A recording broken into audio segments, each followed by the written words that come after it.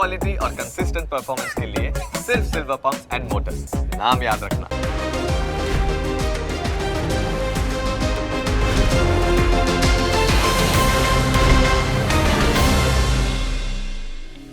Closing capital presented by Trade Bulls. अब trading सबके बस की बात है। को powered by Net Protector. Protect your digital life.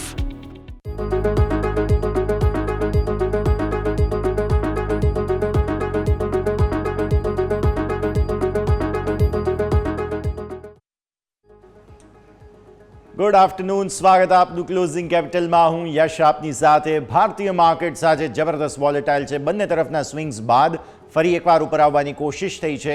કેટલી સફળતા, કયા પ્રકારની મૂવ, બધા જ સંકેતો પર નજર કરીએ. હું યશ આપની સાથે. શરૂઆત હેડલાઇન્સની સાથે.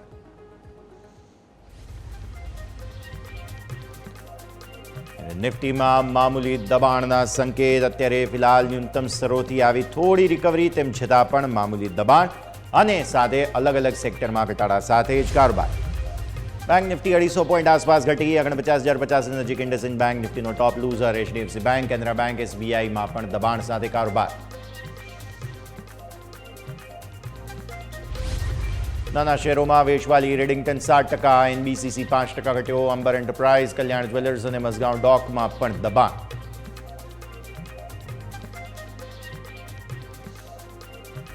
સરકારી શેરમાં વેચવાલી વધી. BEL નિફ્ટીનો top loser. Call India, REC, કોન્કોરમાં ભારે વેચવાલી.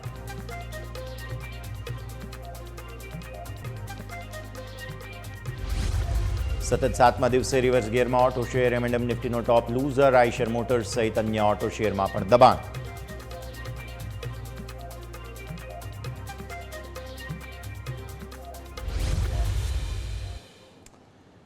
આવો સીધા આપને લઈ જઈએ અમારા ઇન્ટરેક્ટિવ વોલ પર. સમજીએ ભારતીય માર્કેટ્સનું આજનું એક્શન. દિવસના તળિયેથી વારંવાર રિકવરી કરવાની કોશિશ માર્કેટ્સે કરી. અમુક જગ્યાએ સફળતા, અમુક જગ્યાએ નિષ્ફળતા, અને છેલ્લે જોઈ રહ્યા છીએ અત્યારે ફરી એકવાર કોશિશ થઈ રહી છે. જે મેજિક ફિગર બને છે તે છે અહીંયાથી 22,950, 960. નિફ્ટી તેને અટેમ્પ્ટ કરી રહ્યું છે. આવો સીધા જ આપને અમારા ઇન્ટરેક્ટિવ વોલ પરથી સમજાવીએ. નિફ્ટીના ડેઇલી ચાર્ટ સૌથી પહેલાં તમે સમજી લો. ડેઇલી ચાર્ટ્સ પર તમને જોવા મળશે એક ઇન્ટરેસ્ટિંગ ફોર્મેશન બની રહ્યું છે. આજના દિવસે આપણે બધા એવું એન્ટિસિપેટ કર્યું હતું કે કોઈ વાઇલ્ડ સ્વિંગ આવે છે કે નહીં, તેના પર આપણા સૌ કોઈની નજર હોવી જોઈએ. તો એ તો નથી થયું, પરંતુ ન્યૂનતમ સ્તરોથી રિકવરી સરસ થઈ છે. નિફ્ટીના ડેઝ લો તમે એક વખત નજર કરો, જે 22,801 છે. હું સ્ક્રીન પર ખાસ આ લેવલ્સ લઈને આવીશ. 801, 22,800, 22,800, 22,800, 22,800. અગેન આજે 22,800નું લેવલ છે. વારંવાર 22,800ને તમે અટેમ્પ્ટ કરો છો, સપોર્ટ લઈને ઉપર આવો છો. અટેમ્પ્ટ કરીએ છીએ, ફરી સપોર્ટ લઈને ઉપર આવ્યા છીએ. એટલે આ બહુ ક્રુશિયલ જગ્યા વારંવાર અટેમ્પ્ટ કરે છે, પણ નિફ્ટી તેને નીચે જતો નથી. એટલે સૌથી પહેલું તો તમારા માટેનો મુદ્દો એ જ હોવો જોઈએ કે જ્યાં સુધી 22,800 તૂટતું નથી ત્યાં સુધી હવે તમે નવી મંદી નહીં કરી શકો, કારણ કે એવો કોન્ફિડન્સ નથી. તો એ એક મુદ્દો થઈ ગયો. ઉપર તમારા ઇન્ટ્રાડે હાઈસ કેટલા છે, જે સવારે જ ખુલતા બજારે બની ગયા હતા, તે હતા 22,992. આ છે તમારા ઇન્ટ્રાડે હાઈ. થયું છે કે તમે ખુલ્યા ત્યારબાદ સતત ઘટતા ગયા અને તમે લો બનાવ્યા અહીંયા. સારી રિકવરી પછી 900 પર બહુ ટાઈમ પાસ કર્યો. 900 ઉપર અત્યારે ફરી નીકળ્યા તો એ 920 પર છો તમે. એટલે મેં તમને કહ્યું ને, આજના દિવસે 950, 960 બહુ મહત્વના છે. 950 અને 960 આ બે લેવલ આજના દિવસે બહુ મહત્વના જોવા મળી રહ્યા છે. એક વખત જો આને ઉપર બંધ આપે છે તો માર્કેટ ફરી એકવાર સરસ રિકવરીનો મૂડ તમને બતાવી શકે છે, કારણ કે 1, 2, 3, 4, 5 તમે 5 વખત જે છે તે 22,800થી પણ નીચે હજુ એક લેવલ જોઈએ, જે અહીંયાનું ગઈકાલનું આપણું ફ્રેશ લો બન્યા હતા તે હતા 22,700ના. એટલે તમારા માટે મેઇન ફોકસ તો આ જોવું જોઈએ. હવે આવો 15 મિનિટના ચાર્ટ પર જોઈ લઈએ. ન્યૂનતમ સ્તરોથી વારંવાર રિકવરી આવી રહી છે, તેના પર આપણે ખાસ નજર રાખીએ. અને 22,800નું લેવલ, જે 22,800નો લો બન્યા હતા તમારા, તે કઈ રીતે પ્લે આઉટ થયું 15 મિનિટના ચાર્ટ પર નિફ્ટી પર નજર કરીશું. અને ત્યારબાદ પછી મંથલી ચાર્ટ પર પણ નજર કરી લઈશું ક્વિકલી, એટલે એના પર બધા પર સંકેતો તમને જોવા મળે. હવે આ તરફ તમે આવો. અહીંયાથી ખાસ આપણે બેંક નિફ્ટી પર અને ત્યારબાદ ઓપન ઇન્ટરેસ્ટની વાત કરી લઈએ ફટાફટ. તો નિફ્ટીમાં ઓપન ઇન્ટરેસ્ટમાં તમને જોવા મળશે અહીંયાથી ખાસ મેઇન પુટની અંદર સારા સપોર્ટ ક્યાં છે? 22,600, 22,500 પર, અને આ તરફ તમે જુઓ છો 22,800 પર. આ તરફ તમે જુઓ 23,000માં કોલની ચેલેન્જ હજુ પણ યથાવત છે. ફાઇટ ચાલી રહી છે તમારી 22,900 પર. એના ઉપર તમે હમણાં નીકળ્યા છો ફરી એકવાર 23,000 પર. આજે બહુ મોટી સંખ્યામાં કોલના ઓઆઈ આવ્યા છે, ખાસ યાદ અપાવીશું. આ તરફ 23,100, 23,200, આ બધામાં પણ હેવી કોલ ઓઆઈ છે. અને પછી આવો તમે 23,300 પર. તો કોલનું પણ કોન્સન્ટ્રેશન બહુ જ વધારે છે, પુટનું પણ તમે કોન્સન્ટ્રેશન જુઓ છો વધારે છે, પણ હા રિલેટિવલી કોલ કરતાં ઓછું છે. ફાઇટ જે ચાલી રહી છે તે આ 200 પોઈન્ટમાં ચાલી રહી છે. 22,800, 23,000. આજે ફરી એકવાર જુઓ તમે, અત્યારે 22,930 પર છીએ. એટલે આ જે વેન ડાયાગ્રામ કદાચ તમે જે જુઓ બંનેના, તો આ જે કોમન ઇન્ટરજેક્શન બની રહ્યું છે 200 પોઈન્ટનું, બહુ જ મહત્વનું છે. અને એકવાર જો આને આપણે ક્રોસ કરીશું તો સમજો પાટિયા પડી ગયા, પણ થતું નથી. એટલે હવે જ્યાં સુધી તમે 23,000 ઉપર બંધ ના આપો ત્યાં સુધી તમને કોઈ કોન્ફિડન્સ નહીં જોવા મળે, અને જ્યાં સુધી તમે 22,800 નીચે બંધ ના આપો ત્યાં સુધી અગેન મંદીનો કોન્ફિડન્સ ના જોવા મળે. ત્યાં સુધી તો આ જ રેન્જમાં ટાઈમ પાસ થતો જોવા મળવાનો છે. તમે જઈ રહ્યા છો ધીરે ધીરે મંથલી એક્સપાયરીમાં, તો આવી સ્થિતિમાં બહુ રસપ્રદ કારોબાર બની શકે છે. હવે આવો તમે અહીંયાથી ચેન્જ પર. ઓપન ઇન્ટરેસ્ટ ચેન્જના હિસાબથી પણ તમને જોવા મળશે. મેઇન એક્શન જે છે તે તમને અહીંયાથી ખાસ આવતું જોવા મળેલું છે. તો ઓપન ઇન્ટરેસ્ટ ચેન્જમાં પણ તમને મેઇન આજના દિવસે 22,600, 22,500, જેમાં કોન્સન્ટ્રેશન થોડું આવતું જોવા મળશે. નો ડાઉટ ઉપરના સરો પર કોલની અંદર પણ ઓઆઈની અંદર ઓપન ઇન્ટરેસ્ટના ચેન્જમાં તમને એક્શન જોવા મળી રહ્યું છે. તો એ બધાને પણ તમારે ખાસ ધ્યાન પર રાખવાનું રહેશે. ત્યારબાદ પછી આગળ આપણે હવે બેંક નિફ્ટીની વાત કરી લઈએ. બેંક નિફ્ટીમાં પણ તમને ડેલી ચાર્ટ્સના હિસાબથી જોવા મળશે. મેજર એક્શન બનતું જોવા મળેલું છે. તો તેના પર હવે આપણે ખાસ અહીંયાથી ખાસ નજર કરી લઈએ. સૌથી પહેલાં તમે જુઓ, આ છે તમારા માટે થઈને અહીંયાથી બેંક નિફ્ટી. આપણે ઓપન ઇન્ટરેસ્ટ ચેન્જ પણ હોય તો સાથે સાથે બતાવી દઈશું, અને ત્યારબાદ બેંક નિફ્ટી પર નજર કરી લઈશું. તો જો નિફ્ટીના ઓપન ઇન્ટરેસ્ટના ચેન્જના આંકડા હોય તો તેને પણ એક વખત સ્ક્રીન પર લઈ આવ્યા, જેનાથી ખબર પડે કે આજના દિવસે જે છે તે 22,600ની જે મેં વાત કરી હતી, જુઓ તમે, યસ, આ 22,900 છે. કોલની અંદર બહુ મેજર ઓઆઈ તમને આજના દિવસે આવતા જોવા મળેલા છે, અને 23,000. સો 22,900, 23,000 કોલ અને 22,900ના પુટ. અહીંયા તમને મેજર એક્શન બનતું જોવા મળેલું છે. 22,600 આપણે હાઇલાઇટ કરેલું જ હતું, અને આ તરફ તમે જુઓ છો તે પ્રમાણે 23,200 અને 23,100. સો ફાઇટ જે છે આપણે જે વાત કરી તે આ જ પ્રમાણે અહીંયાથી ખાસ ચાલી રહી છે. 23,000 અને 22,900. આ તરફ તમે જુઓ છો 22,800, અને આ સાથે જ તમે પરિસ્થિતિ પર નજર કરો છો. નિફ્ટીના 15 મિનિટના ચાર્ટ પર પણ એક વખત નજર કરી લઈએ. તમને જોવા મળશે કે જે આપણે 22,800ની વાત કરી રહ્યા હતા તે તમારો બોટમ અહીંયા બન્યો, રાઈટ? આ છે 22,800. એક વખત પહેલાં નજર કરો, દિવસની શરૂઆતથી પહેલી કેન્ડલ તમારી અહીંયાથી ખાસ બની, સરસ વેચવાલી તમને અહીંયાથી આવતી જોવા મળી, જેનાથી મૂડ ક્લિયર હતો કે આજે થોડી વેચવાલી આવશે. એવું થયું પણ ખરું. સપોર્ટ લઈને તમે ઉપર જવાની કોશિશ કરી, ટોપ આઉટ થયા, શાર્પ વેચવાલી તમને લઈને આવી અહીંયા. થોડી ખરીદદારી આવી, સફળતા ન મળી, લો બનાવી દીધા. લો બાદ સપોર્ટ બનાવવાની કોશિશ 2-3 વખત થઈ, પણ જેવી થોડી વેચવાલી આવે ખરીદદારી આવવા લાગી. એટલે અહીંયાથી ટ્રેન્ડ થોડો ચેન્જ થયો, પછી તમે મજબૂતી બતાવી. અત્યારે ઇનફેક્ટ તમે જોવા જાઓ તો 930-940 આસપાસ જ અહીંયા કારોબાર જોઈ રહ્યા છો. તો આપણે પૂરી કોશિશ કરી રહ્યા છીએ માર્કેટ અહીંયાથી ખાસ રિકવરી બતાવવાની, પણ હવે આજનું ક્લોઝ બતાવશે સફળતા મળે છે કે નહીં. તો આ વાત થઈ ગઈ સંપૂર્ણપણે નિફ્ટીના સેટઅપની. હવે બેંક નિફ્ટીના ડેલી ચાર્ટ્સ. બેંક નિફ્ટી પણ પૂરી કોશિશ કરી રહ્યું છે રિકવરી બતાવવાની. સારી વાત એ છે કે 49,000ને ઉપરનો બંધ તમને ગઈકાલે પણ મળ્યો હતો. આજે પણ કોશિશ થઈ રહી છે 49,000ને ઉપર આવવાની. બાય ધ વે, આજના જે તમારા ડેઝ લો છે તેને ભૂલવા ના જોઈએ. 48,800 છે, તો 48,814 આજના જે ડેઝ લો બન્યા છે તે તમે ખાસ ધ્યાન પર રાખો. રિકવરી સારી આવી. 49,328 ઓપનિંગ માર્કેટમાં તમને હાઈ બનતા જોવા મળ્યા હતા. 49,328 મેં તમને સવારે રેઝિસ્ટન્સ કહ્યું હતું તે 49,500 હતું, જે ઘટીને હવે 49,474 475 થઈ ગયું છે. એટલે રેઝિસ્ટન્સ હવે અહીંયાથી ખાસ નજીક છે, અને ન્યૂનતમ સ્તરો પર સપોર્ટ પણ હવે 48,300ના આપણા જે છે તે પણ નજીક છે, 300-350 આસપાસના. બહુ ક્રુશિયલ સ્ટેજમાં છે. તમારી રેન્જ ધીરે ધીરે અહીંયાથી ખાસ જે છે તે નીચે આવતી જઈ રહી છે. તમારી આ જે મૂવિંગ એવરેજ છે જેમ જેમ નીચે આવશે તેમ તેમ તે વધારે પ્રેશર કરશે, અને જો એ પ્રેશરને સહન કરી જાય છે બેંક નિફ્ટી તો તેજી બતાવશે, નહીં તો નહીં. 15 મિનિટના ચાર્ટ અહીંયા પણ નજર કરી લો તમે, જેમાં તમને જોવા મળશે કે બેંક નિફ્ટીએ મૂવ બતાવવાની કોશિશ પૂરી કરી છે, પણ સફળતા કેટલી મળે છે તેને આપણે ખાસ ધ્યાન પર રાખવાનું રહેશે. ન્યૂનતમ સ્તરોથી ખરીદદારી સારી આવી. જુઓ, દિવસની શરૂઆત થઈ, ટોપ આઉટ થયા, તમે લો અહીંયા બનાવ્યા, પછી 49,000 રિક્લેમ કર્યું, અને 49,000ને ઉપર બંધ આપવાની કોશિશ થઈ રહી છે, જે અલ્ટિમેટલી સારું ગણાશે. ઓપન ઇન્ટરેસ્ટની વાત કરી લઈએ, કેમ કે ધીરે ધીરે તમે અહીંયા પણ મંથલી એક્સપાયરીમાં જઈ રહ્યા છો. ન્યૂનતમ સ્તરોથી સારા સપોર્ટ આવી રહ્યા છે, તે છે અહીંયા 48,000 તમે ખાસ નજર કરો એક વખત, અને આ છે 49,000 પર ફાઇટ. 49,000ના કોલ, 49,500ના કોલ, આ બે જગ્યાઓ પ્રોબ્લેમ થઈ રહી છે હજુ પણ 49,000ની ઉપર વારંવાર બંધ આપવાની સફળતા બેંક નિફ્ટીને મળી રહી છે. 50,000 અલ્ટિમેટ તમારા માટે રેઝિસ્ટન્સ બની રહ્યું છે. હવે આવો ચેન્જ પર આજની શું મૂવ છે તેને ખાસ સમજવી જરૂરી છે. આજે તમને સૌથી વધારે કોલમાં 49,000માં એડિશન જોવા મળ્યું છે, 49,500માં પણ જોવા મળ્યું છે, પણ તેમ છતાં પણ તમે જુઓ 49,000ની ઉપર આજે બંધ આપવાની કોશિશ સોફાર થઈ રહી છે. ડેઝ હાઈ તરફ ધીરે ધીરે બેંક નિફ્ટી આગળ વધી રહ્યો છે. તો ઓપન ઇન્ટરેસ્ટના ડેટા એવું કહે છે કે કોલની અંદર આટલું મોટું રાઇટિંગ થયું હોવા છતાં પણ ન્યૂનતમ સ્તરોથી રિકવરી સારી આવી, જે માર્કેટનો ડાયરેક્શન જે છે ને, મૂડ જે છે તે બહુ ક્લિયર નથી કરી રહ્યું. એટલે આ રેઝિસ્ટન્સને કઈ રીતે જોવા, આગળની મૂવ કઈ રીતે જોવી, તેનું વિશ્લેષણ ખાસ સમજવું જરૂરી છે. તો ડિટેલ્ડ ટેકનિકલ એનાલિસિસ સાથે આપણા એક્સપર્ટ જે છે તે વિનય રાજાણી HDFC સિક્યુરિટીઝથી જોડાઈ રહ્યા છે. પણ એક વિરામનો સમય ને વિરામ બાદ તેમની સાથે ખાસ ચર્ચા કરીએ.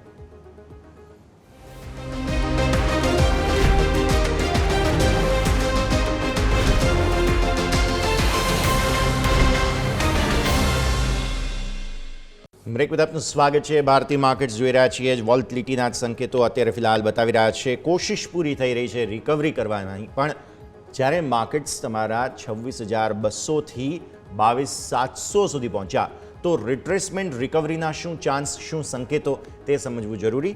સમજાવવા માટે આપણી સાથે જોડાઈ રહ્યા છે HDFC સિક્યુરિટીઝના વિનય રાજાણી. વિનય, સ્વાગત, અને સૌથી પહેલાં તો ખૂબ ખૂબ આભાર. ગુડ આફ્ટરનૂન સર, અમારી સાથે જોડાવા માટે. મેઇન જે તમારો રિસર્ચ રિપોર્ટ છે તેમાં એક વાત સમજવા મળી રહી છે કે બેઝિકલી માર્કેટ હવે અહીંયાથી બોટમ ફોર્મેશન જો બનાવે તો કઈ રીતે બનાવે. તો પહેલાં તો એ સમજાવો સર, આજે ડેઇલી ચાર્ટ્સ પર એક ટ્રેન્ડ લાઇન બનાવી છે તમે, એ ટ્રેન્ડ લાઇન શું છે, કઈ રીતે રિજેક્શન આવી રહ્યા છે, નથી આવી રહ્યા, બેઝિક બોટમ લાઇન શું બની રહી છે અહીંયાથી માર્કેટ, કેમ કે બહુ કન્ફ્યુઝિંગ સ્ટેટમાં છે. આજે પણ જુઓ અગેન 22,800થી સપોર્ટ લેવાની કોશિશ કરી, આપણા રિસેન્ટ સ્વિંગ લો 22,700 બન્યા છે. કઈ રીતે સમજવું જોઈએ સર માર્કેટને? જી, તો યસ, જેમ તમે કહ્યું, નિફ્ટી ઓલ ટાઈમ હાઈ 26,277 બન્યો અને ત્યાંથી આપણે 22,700ના લેવલ ઉપર આવી ગયા, એટલે લગભગ 13% જેટલો ઘટાડો નિફ્ટીમાં જોયો છે. સારું એવું કરેક્શન છે, પણ નિફ્ટીનો ઘટાડો એટલો નથી થયો જેટલો સ્ટોક્સમાં જે રીતના સ્મોલ કેપનું ધોવાણ થયું છે અને જે રીતના બ્રોડર માર્કેટ્સમાં ધોવાણ થયું છે એટલું ધોવાણ આપણે ઓબ્વિયસલી નિફ્ટીમાં નથી જોયું. તો નિફ્ટી 13% પડી છે, મિડ કેપ 18% થી 19% પડ્યું છે અને સ્મોલ કેપ લગભગ 23% થી 24% જેટલો ફોલ આવ્યો છે. તો ડેફિનેટલી ઓવરઓલ ખાસી વીકનેસ માર્કેટમાં રહી છે. અને જે ટ્રેન્ડ લાઇનની તમે જે વાત કરી રહ્યા છો ડેલી ચાર્ટ્સ પર જે બનાવ્યો છે નિફ્ટીના ડેલી ચાર્ટ ઉપર, એ ઓલ ટાઈમ હાઈ અને જોડતા, અને એના પછી આપણે એક ડિસેમ્બરમાં એક ઇન્ટરમીડિયેટ હાઈ બન્યો હતો જે લગભગ 24,800ની આસપાસ હતો. તો 26,277નો ઓલ ટાઈમ હાઈ, ત્યારબાદ ડિસેમ્બરમાં જે હાઈ બન્યો હતો 24,800ની આસપાસ, એને જોડતા એક ડાઉનવર્ડ સ્લોપિંગ ટ્રેન્ડ લાઇન આવી રહી છે. ત્યાં આગળ એક સ્ટ્રોંગ રેઝિસ્ટન્સ આપણે નિફ્ટીને લેતા જોયું. 23,800 એક સ્ટ્રોંગ રેઝિસ્ટન્સ હતો ને એક્ઝેક્ટલી એ ટ્રેન્ડ લાઇનને રેઝિસ્ટન્સ લઈને નિફ્ટી ફરીથી ડાઉનવર્ડ ટ્રેન્ડ આવી ગયો. તો જે બાઉન્સ આપણે 22,750, 22,800 થી 23,800 લગભગ 1000 પોઈન્ટની જે આપણે પુલબેક રેલી જોઈ હતી, એ પુલબેક દરમિયાન આપણે જોયું કે એક ડાઉનવર્ડ સ્લોપિંગ ટ્રેન્ડ લાઇન પર રેઝિસ્ટન્સ લીધું અને ફરીથી ડાઉન ટ્રેન્ડ સ્ટાર્ટ થઈ ગયો. અને અત્યારે આપણે જોઈ રહ્યા છીએ કે 22,700, 22,800 એક મલ્ટિપલ એટેમ્પ્ટ થઈ રહ્યા છે કે આ સપોર્ટ પ્રોટેક્ટ થઈ જાય. કારણ કે 3 થી 4 વખત એવું બન્યું છે કે નિફ્ટી 22,800ની આસપાસ આવીને ફરીથી ક્લોઝિંગ ઉપર આપી દે છે.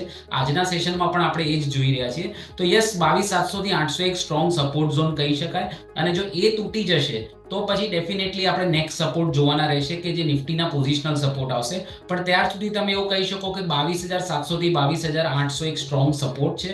અને ઇન્ટરમીડિયેટ જે હાઈ આપણે જોયો તો લાસ્ટ વીકમાં એ હતો 23,235.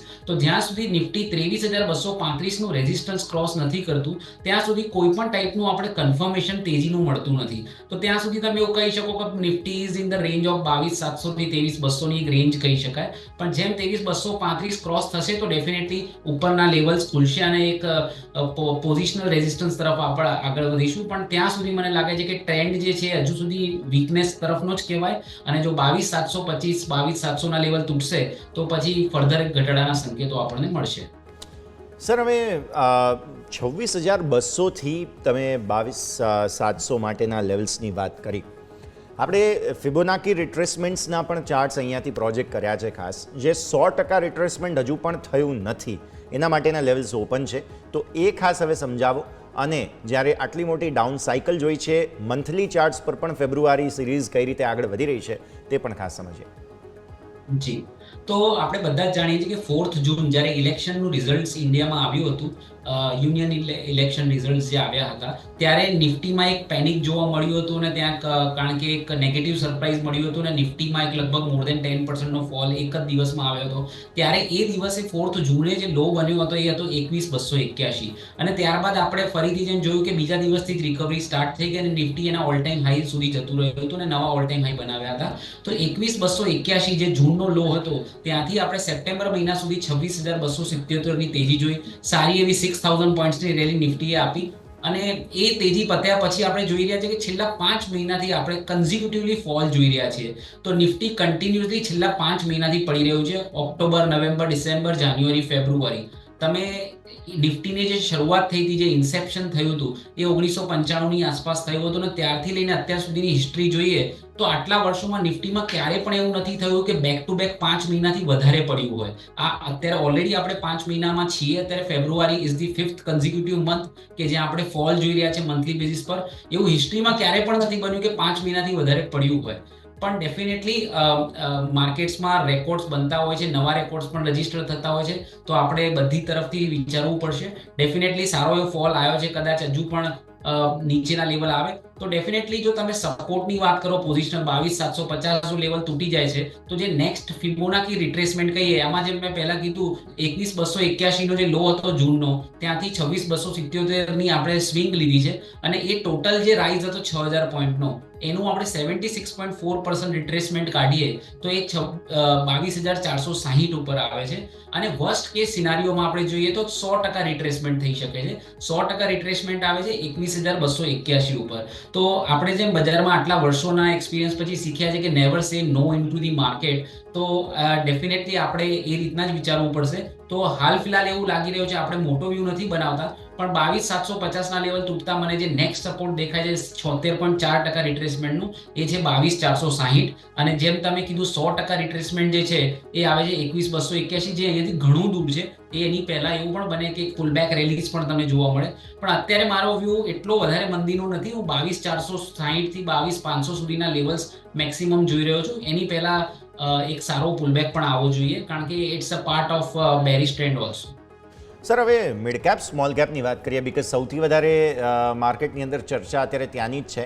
જ્યારે આટલી સરસ તેજી જોઈ ત્યારે લોકોની બહુ જેને કહેવાય કે પેનિક અથવા તો આટલી બધી મંદી આવશે તેવી કલ્પના નહોતી, પણ બહુ મોટો ઘટાડો ઓલરેડી આવ્યો છે. અહીંયા શું ફોર્મેશન્સ બની રહ્યા છે મિડ કેપ અને સ્મોલ કેપના? નેક્સ્ટ ચાર્ટ જે છે તે એ પણ બતાવીએ આપણે.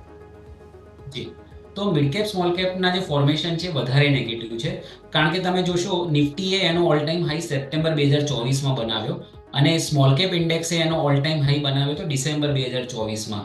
અને ડિસેમ્બર 2024માં જે ઓલ ટાઈમ હાઈ બન્યો ત્યાંથી નિફ્ટી સ્મોલ કેપ 100 ઇન્ડેક્સ છે એમાં આપણે મોર દેન 23% નો ફોલ જોયો છે. તો જે 2021 થી લઈને 2024 સુધીમાં જે સ્મોલ કેપ અને મિડ કેપે ક્લિયરલી આઉટ પરફોર્મ કર્યું છે.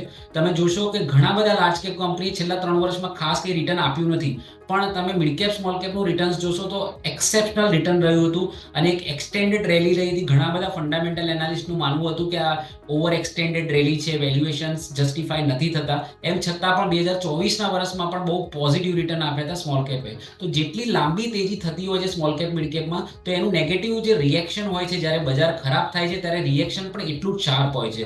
તો એ જ આપણે ક્યાંક ને ક્યાંક જોઈ રહ્યા છીએ. એવું બની શકે કે આટલા ફોલ આવ્યા બાદ આપણે લગભગ 23% સ્મોલ કેપમાં ઘટાડો જોયો છે, 18% મિડ કેપમાં ઘટાડો જોયો છે. એવું બની શકે કે જ્યારે પણ માર્કેટમાં અહીંયાથી રિકવરી આવશે, કે એફઆઈઆઈ તરફથી શોર્ટ કવરિંગ આવે કે પછી બજાર થોડું સેટલ ડાઉન થવાની પ્રોસેસ સ્ટાર્ટ કરે, ત્યારે એવું બનશે કે લાર્જ કેપ પહેલા આઉટ પરફોર્મ કરશે. કારણ કે જ્યારે પણ ઇકોનોમી પર સવાલ ઉઠતો હોય છે અને એક મંદીનો સમય ચાલતો હોય છે, ત્યારે જે લાર્જ કેપ કંપની જેમનો વેલ પ્રૂવન રેકોર્ડ છે, જેમની મેનેજમેન્ટ ક્વોલિટી એટલી સરસ છે, તો એ આવા ફેઝમાં સવાયું થઈ જતા હોય છે અને એ ડેટ રિટર્ન કંપનીઝ નથી હોતી. તો એવા કેસમાં large caps will out perform. અને જે રીતના અમે રેશિયો ચાર્ટ ટ્રેક કરીએ છીએ એના જોતા પણ એવું લાગે છે કે large cap will keep on out performing the small cap mid caps. તો જે જાન્યુઆરી મહિનાથી જે અંડર પરફોર્મન્સ સ્ટાર્ટ થયું છે સ્મોલ કેપ મિડ કેપનું, એ હજુ પણ આગળ વધશે અને આવનારા 6 મહિના સુધી મને લાગે છે કે if you want to remain invested in the stock market, you should have more exposure large cap સ્ટોક્સમાં તમારું એક્સપોઝર વધારે હોવું જોઈએ. તો તમે નિફ્ટી 100, નિફ્ટી 200 સુધીનો તમારો દાયરો સીમિત રાખશો તો કદાચ એવું બને કે તમને ઘણા સારા રિટર્ન્સ મળી શકે આવનારા ટાઈમમાં. આ મંદીનો ફાયદો તમારે લેવો હોય, તમારે સ્ટોક્સના કરેક્શનનો ફાયદો લેવો હોય તો you should start accumulating quality large cap companies. તો સ્મોલ કેપ મિડ કેપમાં હજુ પણ એવું લાગે છે કે આવનારા 3 થી 4 મહિના થોડો ખરાબ રહી શકે છે અને એક ફર્ધર એક અંડર પરફોર્મન્સ આપણે એક્સપેક્ટ કરી શકીએ. તો અત્યારે તમારું જે મેઇન ફોકસ છે લાર્જ કેપ પર રાખશો તો વધારે સારું રહેશે. ક્લિયરલી સર, હવે 2 સેક્ટર્સ છે કે જેમને તમે ખાસ ફોકસ કર્યા છે, જેમાં ડાઉન ટ્રેન્ડના હજુ પણ ચાન્સીસ બની રહ્યા છે, જેમાંથી એક છે ઓટો અને એક છે એફએમસીજી. હવે આના પર ફોકસ કરીએ. અહીંયા શું ડિરાઈવ થઈ રહ્યું છે સર ચાર્ટ્સ પર? જી, યશ, આ પર્ટિક્યુલર સેક્ટર ઉપર અમે એક વીકનો વ્યૂ લીધો હતો અને એમાંથી આપણે ઓલરેડી 2 સેશન્સ તો પાસ થઈ ગયા છે, પણ મને નથી લાગતું કે આના બેઝ પર અમે કોઈ લોંગ ટર્મ આમના પર પ્રિડિક્ટ કરી રહ્યા છે. આ એક શોર્ટ ટર્મ સિનારીઓ હતો. અમે ઓટો અને એફએમસીજી સ્ટોક્સ પર અંડર પરફોર્મન્સ આ વીકમાં એક્સપેક્ટ કરતા હતા અને એક આ શોર્ટ ટર્મ વ્યૂ લીધો છે. તો M&M જેવા સ્ટોક્સમાં આપણે ઘટાડો જોયો અને પછી એફએમસીજી સ્ટોક્સમાં તમે રેડિકો છે, યુનાઇટેડ સ્પિરિટ્સ છે, VBL, વરુણ બેવરેજીસ, આ બધા સ્ટોક્સ અમે નેગેટિવ બાયસથી શોર્ટ ટર્મ માટેના વ્યૂ લીધો હતો અને ક્યાંક ને ક્યાંક એ વિન્ડિકેટ થતો દેખાય છે. એ રીતનું આપણે પરફોર્મન્સ આ વીકમાં જોઈ રહ્યા છીએ. પણ આનાથી અમે કોઈ મોટો વ્યૂ નથી લેતા, કારણ કે એફએમસીજી નો ઓટોસ જે સેક્ટર છે એ એકચ્યુઅલી કન્ઝ્યુમર રિલેટેડ સેક્ટર છે અને બજેટમાં જે એનાઉન્સમેન્ટ આવી હતી એ બજેટમાં જે રીતના આપણે 7 લાખનો ટેક્સ સ્લેબને 12 લાખ અને 12,75,000 સુધી વધતા જોયો તો એ ક્લિયરલી કન્ઝમ્પશનને બૂમ આપશે. તો આ હું જે નેગેટિવ વ્યૂ અમે લીધો હતો એ ખાલી એક વીક માટે હતો, બીકોઝ માર્કેટમાં થોડીક વીકનેસ હતી ને ચાર્ટ શોર્ટ ટર્મ વીક હતા. પણ આનો એક લોંગ ટર્મ નજરિયાથી અમારો વ્યૂ કન્ઝમ્પશન ને કન્ઝ્યુમર ડિસ્ક્રિશનરીમાં પોઝિટિવ સાઇડ છે. શોર્ટ ટર્મનો વ્યૂ હતો એમાંથી ખાસા બધા સ્ટોક્સમાં સારો એવો ફોલ આવી ગયો છે. તો I am not taking any positional down trend view on the auto and FMCG. મારા હિસાબે લાર્જ કેપ કંપનીઝ આ બંને સેક્ટરમાંથી તમે ધીમે ધીમે એક્યુમ્યુલેટ કરશો તો સારા રિટર્ન્સ પણ તમને મળી શકે છે if you are an investor. પણ ટ્રેડિંગનો વ્યૂ હતો એમાંથી લગભગ ખાસો વ્યૂ વિન્ડિકેટ પણ થઈ ગયો છે, એટલે અત્યારે આના ઉપર શોર્ટ ટર્મમાં હું નેગેટિવ વ્યૂ નહીં લઉં. યશ. ઓકે, સો હવે ફાઇનલી સર, MSCIના એક ઇમર્જિંગ માર્કેટના બહુ જ ઇન્ટરેસ્ટિંગ ચાર્ટ્સનું કમ્પેરિઝન તમે કર્યું છે, તે પણ સ્ક્રીન પર બતાવીશું. તારણ શું નીકળે છે સર આ બંને ચાર્ટ્સનું? અને બેઝિકલી જે ડાઉનફોલની તમે શરૂઆતમાં વાત કરી કે ડાઉનફોલ પછી હવે થોડું એક પોઝ જોવા મળી શકે, તો આ જે બંને છેલ્લા 2 ચાર્ટ્સ છે તેનાથી શું કન્ક્લુઝન આપણને મળે છે? જી, તો ઘણા લાંબા સમય બાદ Indian market has started under performing the emerging market અને વર્લ્ડ માર્કેટ. હવે વર્લ્ડ માર્કેટ ઇન્ડેક્સ છે એ નથિંગ બટ ધી ડેવલપ્ડ માર્કેટનો ઇન્ડેક્સ છે. એટલે તમે યુએસના માર્કેટ અને યુરોપના માર્કેટના ઇન્ડેક્સને તમે કોમ્બિનેશનથી જે ઇન્ડેક્સ છે MSCI નો વર્લ્ડ માર્કેટ ઇન્ડેક્સ, એની સામે કમ્પેરિઝન કરશો તો આપણું ઇન્ડિયન માર્કેટ કમ્પ્લીટલી ડીકપલ કરી રહ્યું છે. આપણું માર્કેટ અંડર પરફોર્મ કરી રહ્યું છે. એક બાજુ નાસ્ડેક છે, S&P 500 છે, યુરોપના માર્કેટ છે, જર્મનીના માર્કેટ છે, એ એટલા સરસ પરફોર્મ કરી રહ્યા છે કે એની સામે આપણું પરફોર્મન્સ ખાસું વીક કહી શકાય અને આ લાંબા સમય બાદ થયું છે. તમે જોશો તો સપ્ટેમ્બર 2024 પછી કન્ટિન્યુઅસલી ઇન્ડિયન માર્કેટે ઇમર્જિંગ માર્કેટને અંડર પરફોર્મ કર્યું છે. ઇમર્જિંગમાં ચાઇનાનું માર્કેટ આવી ગયું અને ઘણા બધા બીજા માર્કેટ આવી ગયા છે ઇમર્જિંગ માર્કેટના. Hang Seng is also emerging market. તો આ એશિયન અને ઇમર્જિંગ માર્કેટને આપણે કન્ટિન્યુઅસલી અંડર પરફોર્મ કરી રહ્યા છીએ અને હવે આ અંડર પરફોર્મન્સ એટલી હદ સુધી પહોંચી ગયું છે કે હવે એક એક્સ્ટ્રીમ ઓવરસોલ્ડમાં આવી ગયા છીએ. જો રેશિયો ચાર્ટ કમ્પેર કરીએ તો આ લેવલથી જો મારે વ્યૂ લેવો હોય તો મને એવું દેખાઈ રહ્યું છે કે જે યુએસ અને યુરોપ માર્કેટને આટલા સમયથી આપણે અંડર પરફોર્મ કરીએ છીએ છેલ્લા 6-8 મહિનાથી, એ હવે ક્યાંક ને ક્યાંક રિવર્સ થઈ શકે છે અને Indian market can stop under performing from here. That's what I C on the charts. કારણ કે આપણું એઝ એ એનાલિસ્ટ અમારું અહીંયા કામ હોય છે ફોરકાસ્ટ કરવાનું, ના કે જે થઈ ગયું છે એના પર ડિસ્કસ કરવાનું. તો અમારા હિસાબે એવું લાગે છે કે આ જે અંડર પરફોર્મન્સ છે ઇન્ડિયન માર્કેટ્સનું ગ્લોબલ માર્કેટની સામે ક્યાંક ને ક્યાંક એન્ડ થવાની તૈયારીમાં છે, કારણ કે સારો એવો અંડર પરફોર્મન્સનો ફોલ આવી ગયો છે અને એક ઓવર એક્સટેન્ડેડ ઓવરસોલ્ડ ઝોનમાં આવી ગયા છે. તો અહીંયાથી એવું બનશે, એવું લાગી રહ્યું છે કે Indian markets can start out performing. એટલે આપણે યુએસ માર્કેટની પેરિટીમાં અને કાં તો એના કરતાં પણ સારું પરફોર્મ કરી શકીએ છીએ અને ઇમર્જિંગ માર્કેટની કમ્પેરિઝનમાં પણ મને એવું લાગે છે કે આવનારો સમય સારો હોઈ શકે છે, કારણ કે આપણે ઓલરેડી મેં જેમ કીધું 5 મહિનાથી પડી રહ્યા છીએ અને મેક્સિમમ ફોલ આપણે 5 મહિના સુધીનો હિસ્ટોરિકલ જોયો છે ઇન્ડિયામાં, તો નિફ્ટી માટે ખાસ કરીને. તો ક્યાંક ને ક્યાંક ઓવરસોલ્ડ સિચ્યુએશન છે અને અહીંયાથી ઇન્ડિયન માર્કેટ્સમાં 300, 400, 500 પોઈન્ટ ઘટી શકે નિફ્ટી, પણ ધીમે ધીમે અહીંયાથી રિવર્સ થવો જોઈએ ટ્રેન્ડ. યશ. ક્લિયરલી સો બોટમ લાઇન બને છે કે હવે રિકવરીના ચાન્સીસ જરૂર છે, પણ હવે ક્યારે આવે છે તે તો સમય જ બતાવશે. બટ સર, આપણે એકદમ જેનરિક ચર્ચા કરી છે અહીંયાથી. વિનય સર, જેટલી પણ આપણે ચર્ચા કરી આપના તરફથી સ્ટાન્ડર્ડ ડિસ્ક્લેમર્સ. જી આજે આપણે સ્ટોક્સ ઉપર ચર્ચા નથી કરી, અને જો કરી પણ હોય તો એમાં કોઈ મારું પર્સનલ હોલ્ડિંગ નથી, અને અમે કદાચ અમારા ક્લાયન્ટ્સને આ રિપોર્ટ અમારો શેર કર્યો છે. This is our weekly prime tech report, અને જે અમે લાસ્ટ વીક સેટરડે સન્ડેના વીક દરમિયાન અમે રિલીઝ કર્યો હતો, અને that's what we have shared with you guys. તો આ અમારા એક હાઉસ વ્યૂ છે, અને that is already share with the clients, અને કંઈક હદ સુધી અમારો વ્યૂ સાચો પણ પડી રહ્યો છે, અને સપોર્ટ્સ ને રેઝિસ્ટન્સ જે શેર કરે કામ પણ કરી રહ્યા છે. તો સ્ટોક્સની તો કોઈ ચર્ચા કરી નથી, તો એના માટે કોઈ ડિસ્ક્લોઝર હું અલગથી નહીં આપું. યશ, થેન્ક યુ સર, ખૂબ ખૂબ આભાર સમય ફાળવીને તમે અમારી સાથે જોડાયા તેના માટે. આગળ વધીએ. એક મહત્વપૂર્ણ સમાચાર દર્શક મિત્રો સામે આવી રહ્યા છે. મહિલાઓની જે સારવારના વિડીયો હતા તે સોશિયલ મીડિયામાં પોસ્ટ કરવાના મામલામાં ન્યૂઝ કેપિટલે સતત જે અહેવાલો પ્રસારિત કર્યા તે બાદ હવે સાયબર ક્રાઇમની તપાસ તેજ થઈ છે. 24 જ કલાકમાં સાયબર ક્રાઇમે 2 ટીમ બનાવીને તપાસ શરૂ કરી દીધી છે. અલગ અલગ રાજ્યોમાં તપાસ અત્યારે સાયબર ક્રાઇમની ટીમ કરી રહી છે. જે યુટ્યુબ અને ટેલિગ્રામના જે હેન્ડલર્સ છે તેમને પકડવા માટે ટીમે પ્રયાસ શરૂ કર્યા છે. હોસ્પિટલના સીસીટીવી જો હેક થયા હોય તો આ હેક કરીને વિડીયો વાયરલ થઈ હોઈ શકે તેવી પણ શક્યતાઓ સેવવામાં આવી રહી છે. હોસ્પિટલના કોઈ કર્મચારીની પણ સંડોવણી છે કે નહીં તેની પણ તપાસ કરવામાં આવી રહી છે. તો ખૂબ જ મહત્વપૂર્ણ સમાચાર અત્યારે સાયબર ક્રાઇમ દ્વારા 2 અલગ અલગ તપાસ જે છે તે રજૂ કરવામાં આવી છે. એક તસવીરમાં જે સીસીટીવી કેમેરા છે કે જેનાથી આ સમગ્ર જે છે તે ખાસ પરિસ્થિતિનો ઉદ્ભવ થયો, અને આ જે વિડીયો વાયરલ થયા છે તે પણ અમે અહીંયાથી તમને ખાસ બતાવી રહ્યા છીએ. અને સાથે સાથે જે મહત્વપૂર્ણ ખબર, 24 કલાકની અંદર 2 ટીમ બનાવવામાં આવી છે, અને જે ટેલિગ્રામ ચેનલ હતી તથા યુટ્યુબ ચેનલ હતી તેના હેન્ડલર કોણ છે તેને લઈને તપાસના ખાસ ચક્રો ગતિમાન થયા છે.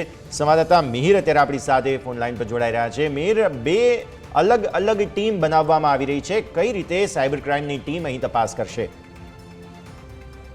જે મહિલાઓનો અંગત ટ્રીટમેન્ટના વિડીયો વાયરલ થયા હતા તે મામલે યુટ્યુબ અને ટેલિગ્રામમાં જે વાયરલ વિડીયો મામલે સાયબર ક્રાઇમ બ્રાન્ચની તપાસ છે તે તેજ બની, અને હવે સાયબર ક્રાઇમ બ્રાન્ચે 2 અલગ અલગ ટીમ બનાવી અને તપાસ જે છે તે શરૂ કરી છે, અને અલગ અલગ રાજ્યોમાં તપાસ માટે મોકલવામાં આવી છે. જેમાં ખાસ કરી યુટ્યુબ અને ટેલિગ્રામના જે હેન્ડલર છે તેને પકડવા માટે ટીમ છે તે પ્રયાસ કરી રહ્યા છે. સાથે જ આ હોસ્પિટલમાં સીસીટીવી હેક કરી વિડીયો વાયરલ કર્યા હોવાની પણ શક્યતા છે. ત્યારે બીજી બાજુ હોસ્પિટલના કોઈ કર્મચારી છે કે કેમ તે દિશામાં પણ તપાસ જે છે તે કરાઈ રહી છે. પરંતુ હાલ જે આ વિડીયો વાયરલ થયા હતા તે યુટ્યુબ ચેનલ અને ટેલિગ્રામ નું જે ગ્રુપ હતું તે ગ્રુપ છે તે એક્ઝિટ થઈ ગયું છે, તે બંધ થઈ ગયું છે. કારણ કે સાયબર ક્રાઇમ બ્રાન્ચે જેવી તપાસ કરી અને ગુનો નોંધી અને તપાસ કરતાની સાથે જ અત્યારે હાલ તે ગ્રુપ પણ બંધ થઈ જતા હાલ સાયબર ક્રાઇમને અલગ અલગ દિશામાં તપાસ જે છે તે શરૂ કરી છે. હાલ ટેકનિકલ એનાલિસિસથી તપાસ કરતા આ ગ્રુપ છે કે જે ગુજરાત સહિતના 12 રાજ્યોમાં 2 અલગ અલગ જે રાજ્ય છે ત્યાં આગળનું તેમને લોકેશન છે તે લોકેશન મળ્યું છે, અને તેના આધારે તપાસ જે છે તે શરૂ કરી છે. બિલકુલ મીર, ખૂબ ખૂબ આભાર આપનો અમારા સાથે જોડાવા માટે અને આ સમગ્ર ઇનપુટ્સ માટે.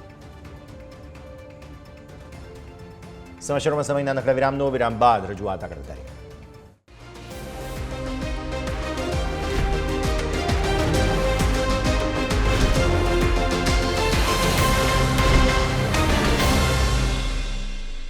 બ્રેક બાદ આપનું સ્વાગત છે. ભારતીય માર્કેટ્સ પર એક નજર કરી લઈએ. રિકવરી પૂરી થઈ રહી છે. લીલા નિશાનમાં નિફ્ટી આગળ વધવાની કોશિશ કરી રહ્યું છે. ઇનફેક્ટ ત્યાં સુધી કે આપણે જે લેવલ્સની વાત કરી હતી 22,950, 960 પૂરી રીતે કોશિશ કરી રહ્યો છે નિફ્ટી તેને પેનિટ્રેટ કરીને આગળ વધે. જોવાનું એ રહેશે કે આજનો ક્લોઝ કેટલો મહત્વનો. જો આ બેરિયર ક્રોસ કરો છો તમે તો પછી આગળ બહુ સરસ ઓપોર્ચ્યુનિટી છે. 23,000, 23,100, 23,200 બધી જ જગ્યા પર કોલ રાઇટર્સની એટલી મોટી સંખ્યા ઊભી છે. પણ જે પ્રકારે ન્યૂનતમ સ્તરો પર આજે ખાસ 22,900, 22,800 આ બધામાં કોલ રાઇટર્સ ધીરે ધીરે હવે ફસાવા લાગ્યા છે, તેનાથી આગળ શું થાય છે. અને જો 23,000 એક વખત ક્રોસ કરી ગયા તો પછી શોર્ટ કવરિંગની કેટલી શક્યતાઓ તે હવે આપણે ખાસ વિચારવાનું રહે. ગ્રીન ઝોનમાં. યસ, આપણે વાત કરી રહ્યા છીએ અને નિફ્ટી લીલા નિશાનમાં આવી ચૂક્યો છે. બેંક નિફ્ટી પર નજર કરો, અહીંયા પણ પૂરી કોશિશ થઈ રહી છે. મિડ કેપ બહુ સરસ રિકવર થયો છે. મિડ કેપના આજના લો જુઓ, 49,120થી 49,982ના હાઈ અને 49,800 ઓલમોસ્ટ પહોંચવા આવ્યા તમે. એટલે ડેઝ લોથી તમે જોવા જાઓ તો સરસ રિકવરી ઇનફેક્ટ મિડ કેપે બતાવી છે. સ્મોલ કેપમાં પિટાઈ છે, 1.5% આસપાસની વેચવાલી અહીંયા છે, પણ હા, સૌથી સરસ રિકવરી જે છે તે મિડકેપે આજના દિવસે બતાવી છે. વોલ્ટિલિટી ઇન્ડેક્સ ઘણો કંટ્રોલમાં આવી ચૂક્યો છે. ઇનફેક્ટ ગઈકાલના ક્લોઝથી પણ નીચે તમે હો તો ઇટ ઇઝ વેરી ગુડ. તે પણ પરિસ્થિતિ સારી. એકંદરે બધું સમસૂત્રું પાર પડી રહ્યું છે. આજે સેન્સેક્સની એક્સપાયરી હતી એટલે થોડી વોલ્ટિલિટી પણ આપણને જોવા મળી, પણ અલ્ટિમેટલી તો સારા સંકેતો મળી રહ્યા છે. પણ ભારતીય માર્કેટ્સના સેટઅપ પર વધુ ચર્ચા કરીએ. આપણી સાથે અસીમ મહેતા એસોસિએટ્સના અસીમ મહેતા જોડાઈ રહ્યા છે. સર, સ્વાગત અને સૌથી પહેલાં તો ગુડ આફ્ટરનૂન. બહુ સરસ રિકવરી માર્કેટ્સ 2-3 દિવસથી. ઇનફેક્ટ સર 22,700 એક એવી જગ્યા બની છે કે જે હવે આપણા નવા બોટમ બન્યા. જે 26,200થી વેચવાલી ચાલતી આવતી હતી તેણે હમણાં ગઈકાલે 22,700ના ન્યૂનતમ સ્તરો બનાવી દીધા. વારંવાર સર 22,700 22,800થી આ ચોથો કે પાંચમો અટેમ્પ્ટ આજે થયો ફરી એકવાર, પણ તૂટતું નથી. મતલબ કે માર્કેટને હવે અહીંયાથી ઘટવું નથી તેવા થોડા સંકેત તો મળી રહ્યા છે. પણ કોન્ફિડન્સ હવે રોકાણકારોને ત્યારે જ આવે કે જ્યારે એટલીસ્ટ એકાદ ક્લોઝ સારું મળી જાય. જુઓ, મેક્રો આપણા કોઈ ખરાબ નથી, કોઈ પણ સમાચાર હવે એવા છે નહીં કે જેમાં પ્રોબ્લેમ હોય. આવી સ્થિતિમાં માત્ર ને માત્ર જે રેસિપ્રોકલ ટેરિફની એક વાત છે તે પણ હવે ક્યાં સુધી તેની અસર જોવી, કેમ કે એ પણ એપ્રિલની વાત છે. સો હવે આખો માર્ચ મહિનો હવે આપણી પાસે પડ્યો છે અને એમાં પણ ઘણું બધું જોવાનું છે. સો કઈ રીતે સેટઅપને સમજવું અહીંયાથી ખાસ, કેમ કે આટલી પિટાઈ થઈ ગયા બાદ હવે એક રાહતનો શ્વાસ લેવાનો દરેક રોકાણકાર કોશિશ કરી રહ્યો છે. Sir, good afternoon. યસ, અને જે ઓપનિંગ રિમાર્કમાં આપણે વાત કરી સાથે હું પૂરેપૂરો સહમત છું, કારણ કે આજે અમે સપ્ટેમ્બરના ટોપ ઉપરથી માર્કેટ એપ્રોક્સિમેટલી 20%ની આસપાસ ડાઉન આવી ગયું છે. કરેક્શન ના કહી શકાય અને પણ એક થોડું ટ્રેન્ડ રિવર્સલનો પણ એક માહોલ કહી શકાય, કારણ કે માર્કેટ આપણે એક બુલ રનમાં છેલ્લા 3-4 વર્ષથી ચાલી રહ્યા હતા. એમાં એક મોટું શોર્ટ ટાઈમમાં કરેક્શન આવે એને કદાચ ડિનાય ના કરી, પણ જે રીતે શાર્પ કરેક્શન આવ્યું અને એના કારણસર આપણા રોકાણકારોના જે વેલ્યુમાં ડેપ્રિસિએશન થયું છે, દેટ ઇઝ ઓલ્સો એક મોટો પોઈન્ટ છે. હવે આપણે જે વાત કરી કે જે અત્યારના ન્યૂઝ છે એ બધા પોઝિટિવ છે. હું માનું ત્યાં સુધી કોઈ પણ નેગેટિવ ન્યૂઝ મને અત્યારે એટલીસ્ટ ઇન્ડિયન ઇકોનોમીના લેવલથી લાગતું નથી. કારણ નંબર 1, એક તો જે આપણું ઇન્ફ્લેશનની જે આપણે ચિંતા છે, inflation is under control, inflation ઘટી રહ્યું છે. બીજી બાજુ આરબીઆઈ એક પ્રોએક્ટિવલી લિક્વિડિટી પમ્પિંગ કરવાનો પ્રયત્ન કરી રહ્યો છે. ગઈકાલ પણ જે એક સારું સ્ટેપ લીધેલું હતું એની પણ ઇમ્પેક્ટ ગણી શકાય. બજેટમાં પણ એવું નેગેટિવ કંઈ છે નહીં. આપણે જે અપેક્ષા રાખીએ છીએ કે ગવર્મેન્ટ સ્પેન્ડિંગ હવેના સમયમાં વધવું જોઈએ. હું ચોક્કસ એવો ઓપ્ટિમિસ્ટિક છું કે એ બાબતમાં ગવર્મેન્ટ ડેફિનેટલી પહેલ કરશે. એટલે આમ જુઓ તો આપણા જે કોઈ પણ એવા નેગેટિવ પોઈન્ટ નથી. ઓન ધ કોન્ટ્રરી ઘણા પોઝિટિવ પોઈન્ટને માર્કેટે ફેક્ટર ઇન નથી કર્યું. હવે માર્કેટનો ઘટાડાની ચર્ચા કરીએ તો જ્યારે આપણે 26,000 સમથિંગ જે હતું માર્કેટ, ત્યારે આપણે કદાચ 100 ઉપર ચર્ચા કરી હતી કે માર્કેટ એક ડેન્જર ઝોનમાં જઈ રહ્યું છે, વેલ્યુએશન્સ મોંઘા છે, થોડું ધ્યાન રાખવું જોઈએ, આપણે ચર્ચા પણ કરી હતી. અને એ પછી માર્કેટમાં મોટો ઘટાડો આવ્યો. ઓફકોર્સ આટલો ઘટાડો અપેક્ષા નથી, પણ કરેક્શન વોઝ ડેફિનેટલી એક્સપેક્ટેડ. કારણ રિઝલ્ટ્સના પ્રમાણમાં વેલ્યુએશન મોંઘા લાગી રહ્યા હતા. આજે જ્યારે આપણે ફેબ્રુઆરીમાં ચર્ચા કરી રહ્યા છીએ અને ફેબ્રુઆરીમાં પણ યશ એવું માની શકાય કે જે લાસ્ટ ક્વાર્ટર છે એના અડધું ક્વાર્ટર તો પૂરું થઈ ગયું છે, કારણ કે આજે 15મીની ઉપર આપણે 18મી તારીખમાં છીએ. તો ઇન શોર્ટ આપણે 1.5 મહિનો આપણને હવેના ક્વાર્ટરમાં રહ્યો અને વર્ષમાં રહ્યો. તો જે નેગેટિવ રિઝલ્ટ છેલ્લા ક્વાર્ટર્સમાં આવ્યા, એટલે સપ્ટેમ્બરના ક્વાર્ટર્સમાં, એ ફેક્ટરિંગ થયા. ડિસેમ્બરના ક્વાર્ટરના રિઝલ્ટ્સ હું કદાચ નેગેટિવ છે એવું નથી કહેતો, પણ જે સપ્ટેમ્બર કરતાં ડેફિનેટલી ક્યાંક ને ક્યાંક આપણે બેટર છીએ. તો હવે માર્કેટને વેલ્યુએશન્સના જે ચિંતા છે એ કદાચ ઓછી થવી જોઈએ. પણ જે આપણે કહ્યું કે 22,700 સમથિંગ 22,800ની આસપાસ માર્કેટ સપોર્ટ લઈ રહ્યું છે, તો શું એને માનવું કે સપોર્ટ છે અને આગળ વધશે? તો હું એવું કહીશ કે થોડુંક હજી વેઇટ કરીએ, કારણ કે અત્યારે જે દેખાઈ રહ્યું છે આપણને સ્ક્રીનમાં, એમાં જેમનું માર્જિનનું પ્રેશર છે અથવા જે લોકોની પ્રોફિટ થતું હોય ને એમ કે માર્કેટમાંથી એકવાર એક્ઝિટ લઈ લઈએ, એની સામે જે સ્ટોક જઈ રહ્યો છે બાય એન્ડ લાર્જ એક મજબૂત હાથમાં જાય છે એવું મારું માનવું છે. કારણ કે હવે જે પણ ઇન્વેસ્ટમેન્ટ કરી રહ્યો છે વ્યક્તિ એવું માને છે કે મને 6, 8, 12 મહિના સુધી મારે રાહ જોવાની છે. તો મારું એવું માનવું છે કે જે સ્ટોક જઈ રહ્યો છે એ મજબૂત હાથમાં જઈ રહ્યો છે, એટલે માર્કેટ બોટમ આઉટ થવાનો પ્રયત્ન કરે છે. મારી ચિંતા જે છે એ કદાચ જે મિડ કેપ અને સ્મોલ કેપમાં છે એ જે લેવલ છે હજી પણ એમ કહેવાય કે બહુ મતલબ એક ફ્રેજાઇલ લેવલે છે, થોડુંક કોશન એમાં રાખવું પડશે. પણ નિફ્ટીમાં આપણે છેલ્લા 2 દિવસ જોઈએ છે કે રેડમાં ખુલે છે, ધીમે ધીમે ગ્રીનમાં બંધ આપવાનો પ્રયત્ન કરે છે, તો ચોક્કસ એક મતલબ સાયો ઓફ રિલીફ ચોક્કસ ગણી શકાય. પણ એક કોન્ફિડન્સથી કહેવા માટે હજી પણ 3 થી 4 અઠવાડિયાને આપણે એક વર્કિંગને ચેક કરીશું. પરંતુ મારો જે અનુભવ છે યશ, કે જે લોંગ ટર્મ ઇન્વેસ્ટર માટે ગોલ્ડન ઓપોર્ચ્યુનિટી બની રહી છે. વન્સ અગેન હું રિપીટ કરું છું આ વસ્તુ, કે જેમને રાહ જોવાની તૈયારી છે એ ડેફિનેટલી ધીમે ધીમે સારા સ્ટોક અક્યુમ્યુલેટ કરે. This is a golden opportunity. Sara stock સમય પર અપ્રોચ રાખવો જોઈએ, એક્યુમ્યુલેટ કરવા જોઈએ. પણ હવે સર પ્રોબ્લેમ અહીંયાથી એ છે કે સેન્ટિમેન્ટ જ્યારે ખરડાય છે ત્યારે તેને સુધારવામાં લોકોને જે છે તે ખાસ તેને સુધારવામાં બેઝિકલી બહુ જ ટાઈમ લાગે છે. રૂપિયાની એક ચિંતા સર હજુ પણ છે, પણ લેટલી ડોલર ઇન્ડેક્સ તમે જુઓ તો કંટ્રોલમાં તો આવી રહ્યો છે ધીરે ધીરે, અને તેની અસર આપણા રૂપિયા પર પણ જોવા મળી. પ્લસ આરબીઆઈના ઓએમઓનું પણ સીધી ઇમ્પેક્ટ આવતી જોવા મળી. આપણે ત્યાં લિક્વિડિટીના પ્રોબ્લેમ્સને સોલ્વ કરવામાં આવી રહ્યા છે. મોંઘવારી તમે છેલ્લે જોયું હોય લાસ્ટ વીકના આંકડાઓ બહુ જ કંટ્રોલમાં છે. આઈઆઈપી થોડો સ્લોડાઉન થયું છે, પણ એ મે બી પોસિબલ છે કે આ જે મેજર્સ લેવામાં આવ્યા તેની અસર પણ આવતી જોવા મળશે. તો અલ્ટિમેટલી આપણા તો કોઈ મેક્રોઝ એવા છે નહીં કે જ્યાં કોઈ પણ પ્રોબ્લેમ હવે જોવા મળે. અને જ્યાં સુધી વાત છે રૂપિયાની અને એફઆઈઆઈના સેલિંગની, આ બંને કોરિલેશનને હવે છેલ્લે આપણે સમજવાનું છે. મેં એક થિયરી કંઈક એ પણ વાંચી કે અમેરિકામાં લોસ જો હોય તો તેના પર ટેક્સમાં બેનિફિટ છે, એટલે આપણે ત્યાં લોસમાં પણ માલ અત્યારે વિદેશી રોકાણકારો વેચી રહ્યા છે. હવે આ તો કાગનું બેસવું અને ડાળનું પડવું, એટલે ઘણી બધી ચર્ચાઓ ચાલતી હોય. બટ મેઇન હજુ પણ આપણા માટે આ પ્રોબ્લેમ તો રહેશે જ, વિદેશી રોકાણકારોની વેચવાલી અને રૂપિયાની નબળાઈ. સર, 2 વસ્તુ છે. આપણે જે વાત કરી, નો ડાઉટ મેક્રોમાં આપણે ઘણા બેટર છીએ પ્રમાણમાં. રૂપી ડેપ્રિસિએટ થયું છે એ પણ એક હકીકત છે. અને જે ગઈકાલે આપણે ઇમ્પોર્ટ એક્સપોર્ટના ડેટા આવ્યા એ થોડા નેગેટિવ છે, કારણ કે આપણું ઇમ્પોર્ટ વધ્યું છે, સામે આપણું એક્સપોર્ટ ઘટ્યું છે. એટલે રૂપી ઉપરનું જે પ્રેશર છે થોડુંક ડોલર ટર્મ્સમાં રહે એવી શક્યતા છે. પણ યસ, જેમ આપણે કહીએ છીએ કે માર્કેટ હંમેશા ફ્યુચરને ડિસ્કાઉન્ટ કરતું હોય છે, તો આ બધું ક્યાંક ને ક્યાંક પ્રાઇસમાં ફેક્ટર્ડ ઇન થતું દેખાઈ રહ્યું છે. રૂપી ઘણો બધો ઘટી ગયો છે, સ્ટેબલ થવાનો પ્રયત્ન કરે છે, અને મને એવું દેખાઈ રહ્યું છે કે આરબીઆઈ બહુ જ પ્રોએક્ટિવલી સ્ટેબલ કરવાનો પ્રયત્ન પણ કરી રહી છે. એફઆઈઆઈની જે વેચવાલી છે ડેફિનેટલી હજી ક્યાંય રૂકતી નથી, અને એ જ્યાં સુધી નહીં થાય ત્યાં સુધી આપણને થોડો વસવસો ચોક્કસ રહેશે. પણ સામે છેડે ડોમેસ્ટિક આપણા ઇન્વેસ્ટર, આપણા મ્યુચ્યુઅલ ફંડના જે આવી રહ્યા છે એ પણ એક પ્રોમિસિંગ ચોક્કસ છે. નો ડાઉટ આપણે ક્યાંક ને ક્યાંક એવી ફિગર જોઈએ છે કે એસઆઈપીમાં ઘટાડો થયો છે. એક સેન્ટિમેન્ટ છે. મને હું વારંવાર કહું, ધીસ ઇઝ મોસ્ટ અનફોર્ચ્યુનેટ. કારણ એક જ છે કે જ્યારે માર્કેટ ઘટતું હોય તો લોકો એસઆઈપી બંધ ના કરવી જોઈએ, એવું મારું સ્ટ્રોંગપણે માનવું છે. પણ એક સેન્ટિમેન્ટ જે આપણે કહ્યું કે હંમેશા માર્કેટમાં જ્યારે તેજી હોય ત્યારે સ્વાભાવિક રીતે લોકો કોઈ ફંડામેન્ટલ ના જોતા હોય ને બધું ચાલતું હોય તો લોકો ઇન્વેસ્ટ કરતા હોય છે. પણ જ્યારે માર્કેટ ઘટતું હોય ત્યારે બધું જ નેગેટિવ તમને દેખાય કે હજી તો અત્યારે ભાવ 500 છે, કાલ 460 થઈ જશે. એટલે એક ફિયર ચોક્કસ રહેતો હોય છે. અને હું અસ્થાને જ એવું પણ નહીં કહું, કારણ કે બધાને પોતાની કેપિટલ બચાવવાનો મતલબ રાઈટ છે, અથવા એ પોતે ઈચ્છે કે મારી કેપિટલ ધોવાય નહીં.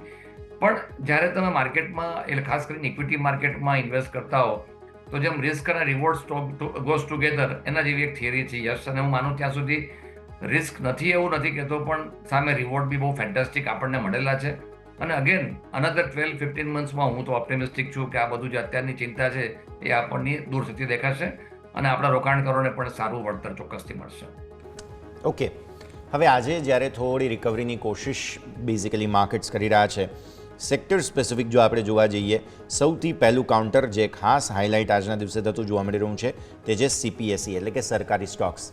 મિડકેપમાં રિકવરી જે આવી છે તેમાં પણ સરકારી સ્ટોક્સ છે, થીમના હિસાબથી જે રિકવર થતા અહીંયાથી ખાસ જોવા મળી રહ્યા છે. એટલે કોશિશ માર્કેટની હંમેશા એ જ હોય છે કે જ્યાં સૌથી વધુ વેચવાલી આવી છે ત્યાં જ ખરીદદારી આવવી જોઈએ, અને આ જ થીમના હિસાબથી સીપીએસઈમાં આજના દિવસે ખરીદદારી જોવા મળી રહી છે. સર, કોઈ સ્ટોક સરકાર, કેન્દ્ર સરકારના બેઝિકલી સ્ટોક્સ કે જેમાં સૌથી વધુ અત્યારે ફોકસ રાખવું જોઈએ, આ જે કોઈ પણ રિસેન્ટ ઘટાડો આવી ચૂક્યો છે તેમાં? એક તો સૌપ્રથમ આજે આપણે કહ્યું કે અત્યારે સૌથી વધારે ઘટ્યા હોય તો પબ્લિક સેક્ટરના સ્ટોક ઘટેલા છે. એક વસ્તુ ચોક્કસ છે કે તમે મઝગાંવ ડોક છે કે હિન્દુસ્તાન એરોનોટિક્સ છે, આ બધા કયા લેવલથી કયા લેવલ સુધી પહોંચી ગયા હતા આપણે જાણીએ છીએ. અત્યારે ફંડામેન્ટલ ખરાબ છે એવું મારું કહેવાનો કોઈ ઇન્ટેન્શન નથી, પરંતુ ઘણી બધી વસ્તુ આપણે ફ્યુચરને જલ્દી ડિસ્કાઉન્ટ કરી નાખે અને એ કારણસર આપણને પનિશમેન્ટ સ્ટોકમાં મળી છે. જેમ મેં હમણાં મારી ઓપનિંગ રિમાર્કમાં કહ્યું કે ગવર્મેન્ટનું સ્પેન્ડિંગ 100% વધે એવી શક્યતા છે. કારણ એક જ છે, નાવ આપણે બજેટ ઇલેક્શન એ બધું પૂરું થઈ ગયું છે. Focus is again on the government spending. અને હું માનું ત્યાં સુધી આજે આપણે અત્યારે વાત કરી રહ્યા છીએ, આ 2 મહિનામાં પણ સરકારનું સ્પેન્ડિંગ જોરથી વધે એવી શક્યતા છે ને એની ઇફેક્ટ ચોક્કસ આવશે. હવે બીજી બાજુ જે આપણે વાત કરી કે જે પણ પબ્લિક સેક્ટરના જે સ્ટોક્સ છે એ સ્ટોકમાં અત્યારે તમે જુઓ તો ઘટાડા પછી મને એનબીસીસી બહુ સારો લાગી રહ્યો છે.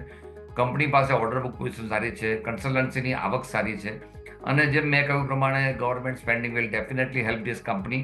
એઝ સચ ફંડામેન્ટલી બહુ સારી સ્ટોક કંપની છે, બહુ રિઝનેબલ અને એક એટ્રેક્ટિવ પ્રાઇસે મળી રહી છે, તો એનબીસીસીમાં લોંગ ટર્મ માટે ઇન્વેસ્ટમેન્ટ કરી શકાય. જનરલ વાત કરું તો રેલવેના સ્ટોકમાં પણ મને હવે વેલ્યુ દેખાઈ રહી છે. Not only government stock, yes, પણ તમે જોશો તો સિમેન્સ જેવી કંપનીમાં પણ આપણે ઊંચા લેવલથી બહુ મોટું કરેક્શન જોઈ ચૂક્યા છે અને એનું કારણ પાછળનું મેનેજમેન્ટની કોમેન્ટ્રી હતી. અગેન આઈ એમ શ્યોર ગવર્મેન્ટનું સ્પેન્ડિંગ વધી રહ્યું છે અને એમાં પણ આ કંપની પણ બેનિફિશિયરી બની શકે છે. સો ઓવરઓલ જે વ્યૂ છે એ ધીમે ધીમે પોઝિટિવ થઈ રહ્યો છે. પણ જેમ હું કહું છું, શોર્ટ ટર્મ અથવા વેરી શોર્ટ ટર્મમાં માર્કેટ એક વખત બોટમ આઉટ થાય તો કોન્ફિડન્સથી આપણે કહી શકીએ, પણ market is definitely heading towards the bottoming out. એટલે આમાં આપે જે વાત કરી 22,700 22,800 બહુ જ કહેવાય કે મતલબ મદદ કરી રહ્યું છે એને સપોર્ટ કરવા માટે. પણ બાય ચાન્સ અનફોર્ચ્યુનેટલી જો ઘટે તો આપ જાણો છો પ્રમાણે બીજા 1000 નિફ્ટી ઘટતા વાર પણ ન થાય. એટલે એ જે ફિયર ફેક્ટર છે એ આપણે રોકાણકારોને લાવવામાં થોડુંક રૂકાવટ આવી રહી છે. એટલે આપણે થોડુંક વેઇટ એન્ડ વોચ એટલા માટે કરવાની વાત છે કે એમાં આપણને સારી સ્ક્રિપ્ટ ડેફિનેટલી બાય કરવાનો તક મળશે. ઓકે, સો વ્યૂ અહીંયા ખરીદદારીની આ પ્રમાણે જગ્યા બનતી જોવા મળી રહી છે, નજર રાખીશું. આગળ વધીએ સર, સમાચારોના બેઝિસ પર સૌથી પહેલું કાઉન્ટર જે ખાસ આજે ફોકસમાં આવ્યું હતું તે હતો અહીંયાથી ખાસ એબીબી ઇન્ડિયા. પરિણામો આવ્યા. પરિણામ બાદ જે કોલ હતો, એનાલિસ્ટ કોલ હતો એમનો, તેમાં એમણે સ્પષ્ટ કહ્યું છે કે ગ્રોથ થોડું સ્લો ડાઉન થઈ શકે, પ્લસ ચાઇનાની એક કોમ્પિટિશનને કારણે પ્રાઇઝિંગ પ્રેશરની વાત એમણે કરી છે. અને એમનું એવું પણ કહેવું છે કે અહીંયા થોડું સ્લોડાઉન ઓર્ડરમાં પણ આવી શકે છે. પ્લસ નંબર્સ નો ડાઉટ બહુ જ સારા છે, સ્ટોક સેલિબ્રેટ પણ કરી રહ્યો હતો, પણ આજે એનાલિસ્ટ કોલ હતો એ પછી થોડો ઘટાડો સ્ટોકમાં આવી ગયો. એબીબી ઇન્ડિયાને કઈ રીતે જોઈએ સર?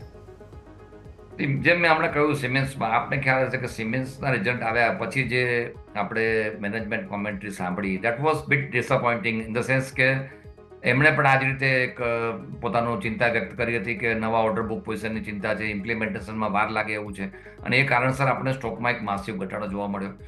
એબીબી થોડું ડિફરન્ટ છે. એ એટલા માટે છે કે એની જે પ્રોડક્ટ્સ છે રેન્જ બહુ મોટી છે અને ચાઇનાનું પ્રેશરની વાત ડેફિનેટલી છે, પરંતુ હું એવું માનું છું કે આ બધા જે નેગેટિવિટી છે એ બધી ફેક્ટર્ડ ઇન છે. આઈ બિલીવ કે આ શેરમાં જો સેન્ટિમેન્ટલ ઘટાડો આવી શકે છે, આવે તો એમાં ડેફિનેટલી બાય કરવું જોઈએ. બહુ જ ફંડામેન્ટલી સ્ટ્રોંગ કંપની છે, એમની પ્રોડક્ટ રેન્જ બહુ જ વાઇડ રેન્જ છે અને એમાં કંપની કામ કરી રહી છે. So it's a blue chip અને ઘટાડો આવે છે બાય ચાન્સ તો ડેફિનેટલી બાય કરવું જોઈએ. અધરવાઇઝ હું જે આ ચિંતાનો મેનેજમેન્ટ ડેફિનેટલી પોતાની ચિંતા વ્યક્ત કરતી હોય છે જે આવનારા સમયમાં છે. પણ જેમ વાત કરી કે ઓર્ડર બુક પોઝિશનમાં શું સ્લોડાઉન થઈ શકે છે, હું અગેન એ વસ્તુ કહીશ કે જ્યારે 11 લાખ કરોડના એક પ્રોજેક્શન્સ કરવામાં આવ્યા છે, ઇવન લાસ્ટ જે જુલાઈ મહિનામાં બજેટ આવ્યું એમાં પણ જે બાકીનું છે સ્પેન્ડિંગ એ કદાચ આપણને આ 2-3 મહિનામાં જોવા મળી શકે એવું છે. સો હું એટલો નેગેટિવ નથી આ સ્ટોક માટે, પણ એ બાય ચાન્સ સેન્ટિમેન્ટમાં ઘટે છે તો બાય કરવાની એડવાઇસ રહેશે. ઓકે, સો વ્યૂ આ પ્રમાણે અહીંયાથી ખાસ બનતો જોવા મળી રહ્યું છે, નજર રાખીશું. આ છે એબીબી ઇન્ડિયાનું વિશ્લેષણ તમારા માટે થઈને નજર ધરાવીએ. આગળ વધીએ સ્ટોક સર, નેક્સ્ટ કાઉન્ટર ધ્યાન પર આવી રહ્યો હતું તે હતો બોરોસિલ રિન્યુએબલ્સ. 3 દિવસમાં જે ઘટાડો હતો તે બાદ હવે 5%ની તેજી જોવા મળી. જે Q3માં નબળા પરિણામો હતા, શેરમાં મેજર પિટાઈ થઈ ચૂકી હતી અને ત્યારબાદ હવે ફાઇનલી થોડું બાઇંગ આવ્યું છે. પ્લસ ચાઇના અને વિયેતનામથી જે સોલર ગ્લાસ ઇમ્પોર્ટ થાય છે તેના પર સરકાર એન્ટી ડમ્પિંગ ડ્યુટી લગાડવા માગે છે. એટલે મેનેજમેન્ટે કમેન્ટ્રીમાં કહ્યું કે જો આ એન્ટી ડમ્પિંગ ડ્યુટી લાગી ગઈ તો અમારા માર્જિનમાં સુધારો થશે અને ડોમેસ્ટિક માર્કેટમાં માર્કેટ શેર પણ વધશે. 30% માર્જિનનો ટાર્ગેટ રાખી રહ્યા છે તેઓ. સર, બહુ મોટા સમાચાર છે જો આ કંઈ થાય છે તો. સોલર ગ્લાસ જે મોડ્યુલ હોય છે તેના ગ્લાસીસ માટે થઈને ખૂબ જ મહત્વનું યોગદાન બોરોસિલ રિન્યુએબલ્સ આપે છે. તો એક તો સૌપ્રથમ જ્યારે આપણે રિન્યુએબલ ની વાત, સોલાર એનર્જીની વાત કરીએ છીએ, એક મોટું માસિવ ઇન્વેસ્ટમેન્ટ ભારત દેશમાં થયું છે. નોટ ઓનલી ભારત, પરંતુ તમે વર્લ્ડના મોટા મોટી કન્ટ્રીમાં થયું છે. પણ એક રૂકાવટ અથવા એક જે ચિંતા થઈ ગઈ છે કે જ્યારે ટ્રમ્પ સાહેબે પોતાનું કારોબાર સંભાળ્યો ત્યારે એમણે પોતાનું જે સ્ટેન્ડ છે આખું રિવર્સ કર્યું હતું કે હું I don't believe in renewable, અને જે પેટ્રોલ મતલબ જે ફ્યુઅલ છે એમાં એવી રીતે વાપરીશું. એટલે વર્લ્ડમાં એક જે કહેવાય કે જે આખી મુવમેન્ટ હતી સોલાર એનર્જી અને રિન્યુએબલ એનર્જીની, એના ઉપર થોડુંક સેન્ટિમેન્ટલ ડેન્ટ પડ્યું છે. હું એવું નથી કહેતો કે આનાથી કંઈ બહુ મોટું ઇમ્પેક્ટ આવશે. ભારત દેશમાં તો આપણે માનીએ છીએ ત્યાં સુધી જે રીતે ગ્રીન હાઇડ્રોજનના પ્રોજેક્ટ્સ નાખવામાં આવી રહ્યા છે, ગ્રીન હાઇડ્રોજન ત્યારે જ બની શકે જ્યારે રિન્યુએબલ એનર્જીમાંથી ગ્રીન હાઇડ્રોજન મેન્યુફેક્ચર થાય. એ સંજોગોમાં there is a massive opportunity for the solar અને રિન્યુએબલના ચાન્સીસ છે. એટલે એ જે ચિંતા તમે જુઓ, પ્રેક્ટિકલી દરેક સ્ટોકમાં મોટું કરેક્શન આવ્યું, નોટ ઓનલી ઇન બોરોસિલ, પરંતુ બધામાં આપણે કરેક્શન એક્રોસ ધી બોર્ડ જોવા મળ્યું. હવેના લેવલે તમે જુઓ તો ડિમાન્ડ ફોર ધી જે ગ્લાસીસ છે, ટફન ગ્લાસ અને એના, એ ડેફિનેટલી સારી રહેવાની શક્યતા છે. અને ડ્યુટીની વાત કરતા હો તો હું ચોક્કસ કહું, ગવર્મેન્ટે બહુ પોઝિટિવલી ફાસ્ટ નિર્ણય લેવાની એટલા માટે જરૂર છે. જેમ સ્ટીલમાં પણ આપણે ઘણા બધા વખતથી સાંભળતા આવ્યા છીએ, ઇન્ડસ્ટ્રીની ડિમાન્ડ પણ છે કે તમે એન્ટી ડમ્પિંગ ડ્યુટી વધારો, જેથી કરીને ડોમેસ્ટિક મેન્યુફેક્ચરર છે એને સપોર્ટ રહે. હું માનું ત્યાં સુધી આ ન્યૂઝ છે ઇમ્પ્લિમેન્ટ કરે જલ્દી સારી વાત છે, અને કરવું જોઈએ એવું મારું માનવું છે. જો એ થાય છે તો ફંડામેન્ટલી આ બધી જ કંપનીઓ માટે બહુ બેટર દેખાઈ રહ્યું છે.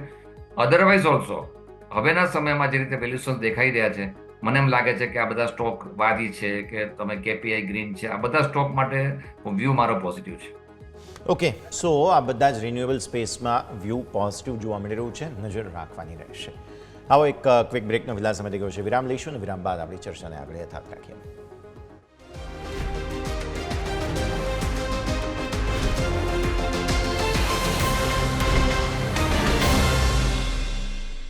સ્વાગત. આગળ વધીએ. સ્ટોક સ્પેસિફિક એક્શન ઘણું બધું અત્યારે ફિલહાલ જોવા મળી રહ્યું છે, તે બધા પર જ જઈશું. અને મેજર સેલિંગ જે સ્ટોક્સમાં આવી ગયા છે, ફાઇનલી થોડું બાઇંગ આવવાની શરૂઆત જે છે તે અહીંયાથી એ બધા જ હેવી સ્ટોક્સમાં થઈ રહી છે.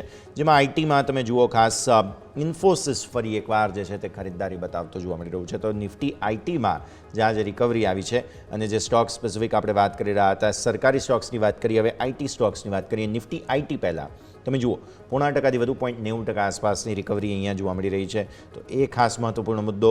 બીજો મુદ્દો અહીંયાથી ખાસ જુઓ સ્ટોક સ્પેસિફિક, તો આઈટીમાં તમને જોવા મળશે ઇન્ફોસિસ પર્ટિક્યુલરલી સરસ રિકવરી બતાવી રહ્યો છે. ટીસીએસ નો ડાઉટ હજુ પણ 1% નીચે છે, પણ ઇન્ફોસિસ અને આજે ટેક મહિન્દ્રા પર મલ્ટિપલ રિપોર્ટ્સ પણ હતા કે જેમાં ટેક મહિન્દ્રા પર્ટિક્યુલરલી બહુ જ પસંદ પડી રહ્યો છે, તેવા અમુક રિપોર્ટ્સ જે છે તે ખાસ સામે આવતા જોવા મળેલા હતા.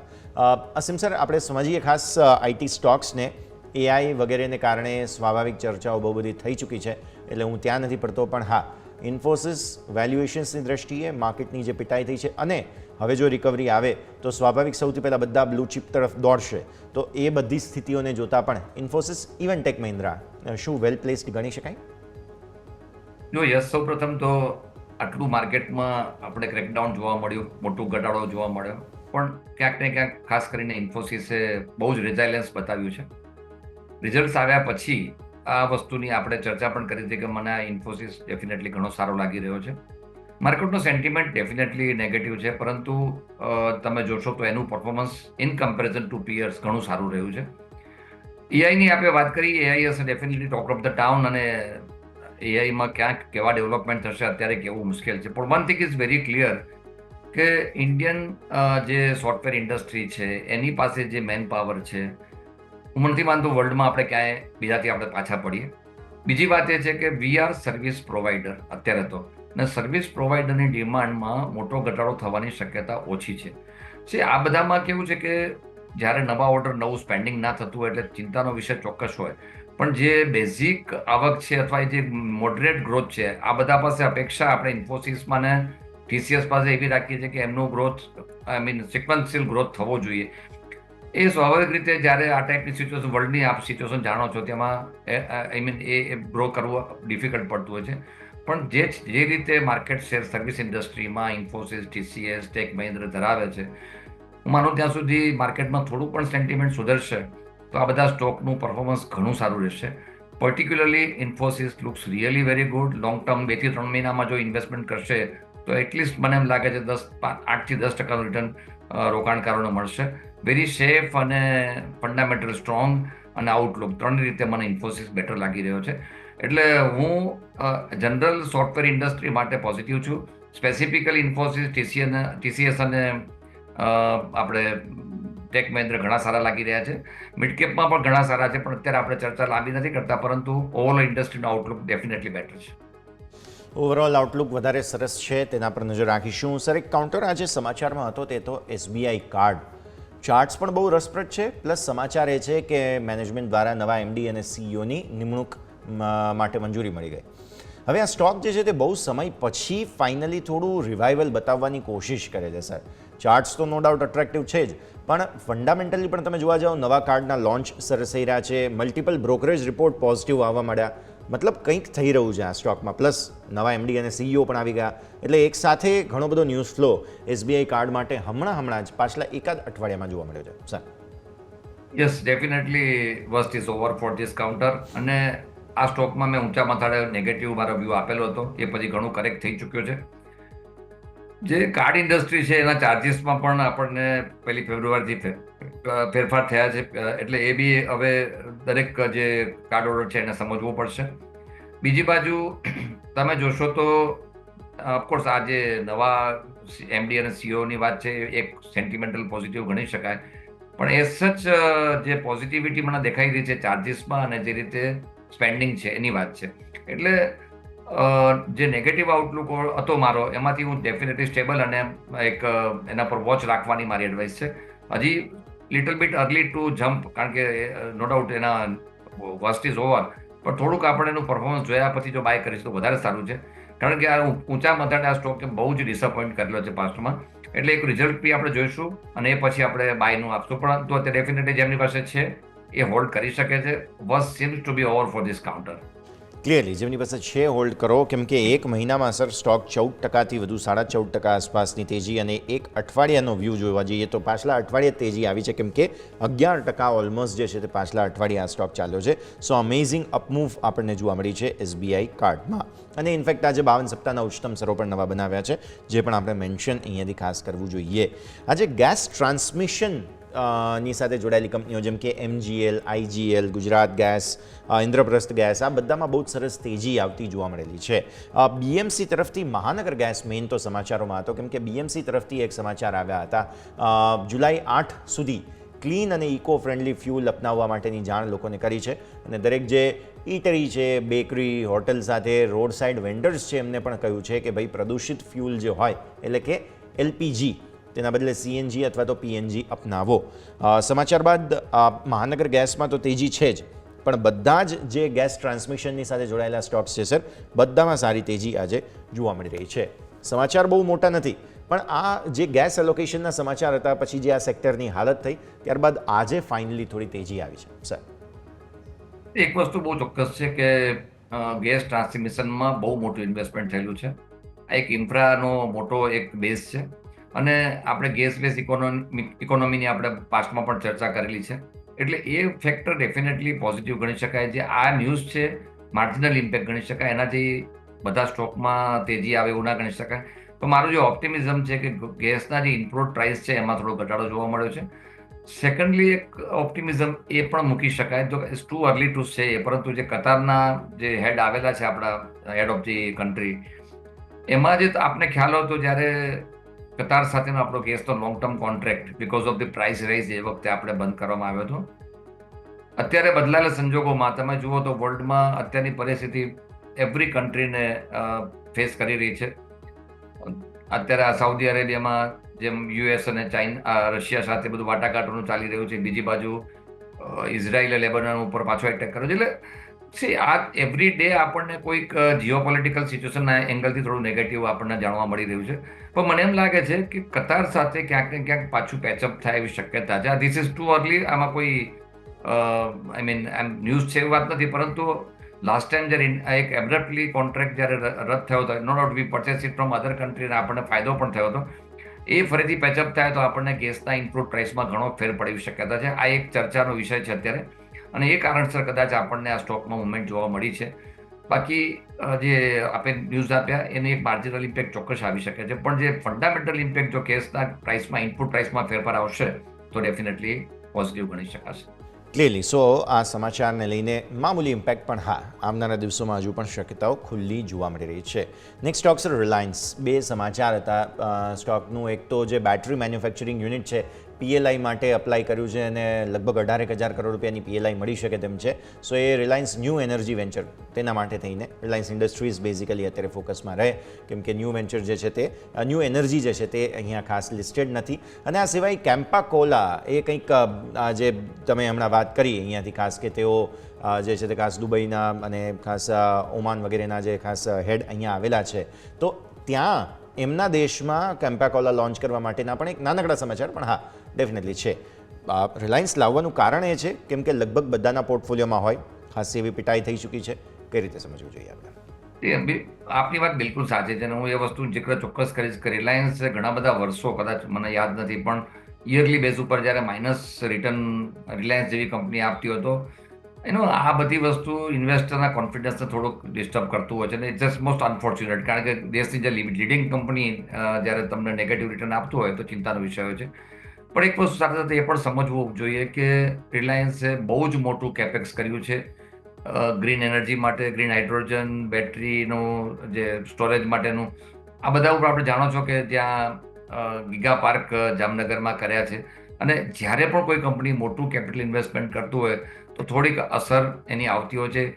રિઝલ્ટ્સ તમે જોયું તો રિઝલ્ટ્સ જરા બી ખરાબ ન હતા, પરંતુ એક જે આટલા મોટા ઇન્વેસ્ટમેન્ટ પછી જ્યાં સુધી એનું પ્રોડક્ટ માર્કેટમાં ના આવે ત્યાં સુધી એક મોટા ઇન્વેસ્ટરોને ચિંતા રહેતી હોય છે અને એ કારણસર આપણે સ્ટોકમાં બહુ મોટો ઘટાડો જોયો. હવે આપણે જે ચર્ચા જ્યારે કરી રહ્યા છીએ ત્યારે બેટરીના યુનિટની વાત કરી કે જે PLI તરફથી PLI 18,000 કરોડ તો બરાબર, એક વખત એક કોઈ પણ પ્રોજેક્ટ જ્યારે તમારા ફ્લોર ઉપર આવે અને તો એની પોઝિટિવ ઇમ્પેક્ટ દેખાતી હોય છે. બીજી વસ્તુ એ છે કે within 6 or at the most 1 year આપણને ગ્રીન હાઇડ્રોજનના પણ ન્યૂઝ જાણવા મળશે. એ બધા પછી આ સ્ટોક ઘણી બધું સારું પરફોર્મ કરશે. એટલે મારું એવું માનવું છે, કદાચ ગયા વર્ષે ડિસઅપોઇન્ટમેન્ટ ચોક્કસ મળ્યું છે, પણ રોકાણકારો સ્ટોક હોલ્ડ કરી રાખો અને this is a golden opportunity to buy for 1 year stock. આ એક વર્ષમાં આ સ્ટોક ઘણું સારું રિટર્ન આપશે. એટલે જે આગળની નિરાશા છે એને છોડીને આ બાય કરવાની મારી એડવાઇસ છે. એ વખતે મારી દ્રષ્ટિએ બધા જ એમના ડિવિઝન છે એ ડિવિઝન સારા પરફોર્મ કરતા દેખાશે. આપણે જે વાત કરી કેમ્પા કોલાની, એ પણ એક બહુ જ સારી રિલાયન્સ રિટેલ માટેની સારી ન્યૂઝ છે. ઇવન જે ડ્રિંકિંગ વોટર છે એમાં પણ કંપની આગળ વધી રહી છે. એટલે રિલાયન્સ રિટેલનો જે વ્યાપ છે ધીમે ધીમે મોટો થઈ રહ્યો છે. એટલે હું ચોક્કસ એવું માનું છું કે રિલાયન્સ એક બાઇંગ ઓપોર્ચ્યુનિટી છે. આપણે જે વાત કરી કે રિલાયન્સ ન્યૂ એનર્જી એ સબસિડરી છે, લિસ્ટેડ નથી ઓફકોર્સ, પણ એ પાર્ટ ઓફ ધ રિલાયન્સ એટલે ઇન્ડસ્ટ્રી છે. એટલે આ ન્યૂઝ જરૂરથી પોઝિટિવ છે. આઈ એમ ઓપ્ટિમિસ્ટિક અને બાય કરવાની મારી એડવાઇસ રહેશે. રિલાયન્સ માટે વ્યૂ અહીંયાથી પોઝિટિવ બનતો જોવા મળી રહ્યું છે. નજર રાખીએ. આવો ક્વિકલી રેપઅપ કરી લઈએ ભારતીય માર્કેટ્સને. આપણે જે છે તે ખાસ મામૂલી ઘટાડા સાથે બંધ થઈ રહ્યા છીએ. સોમવારે સરસ મજબૂતી બતાવ્યા બાદ, સરસ ઘટાડા બતાવ્યા બાદ એમ કહેવું જોઈએ કે રિકવર થઈને ડેઝ હાઈ પર તમે બંધ થયા, રાઈટ?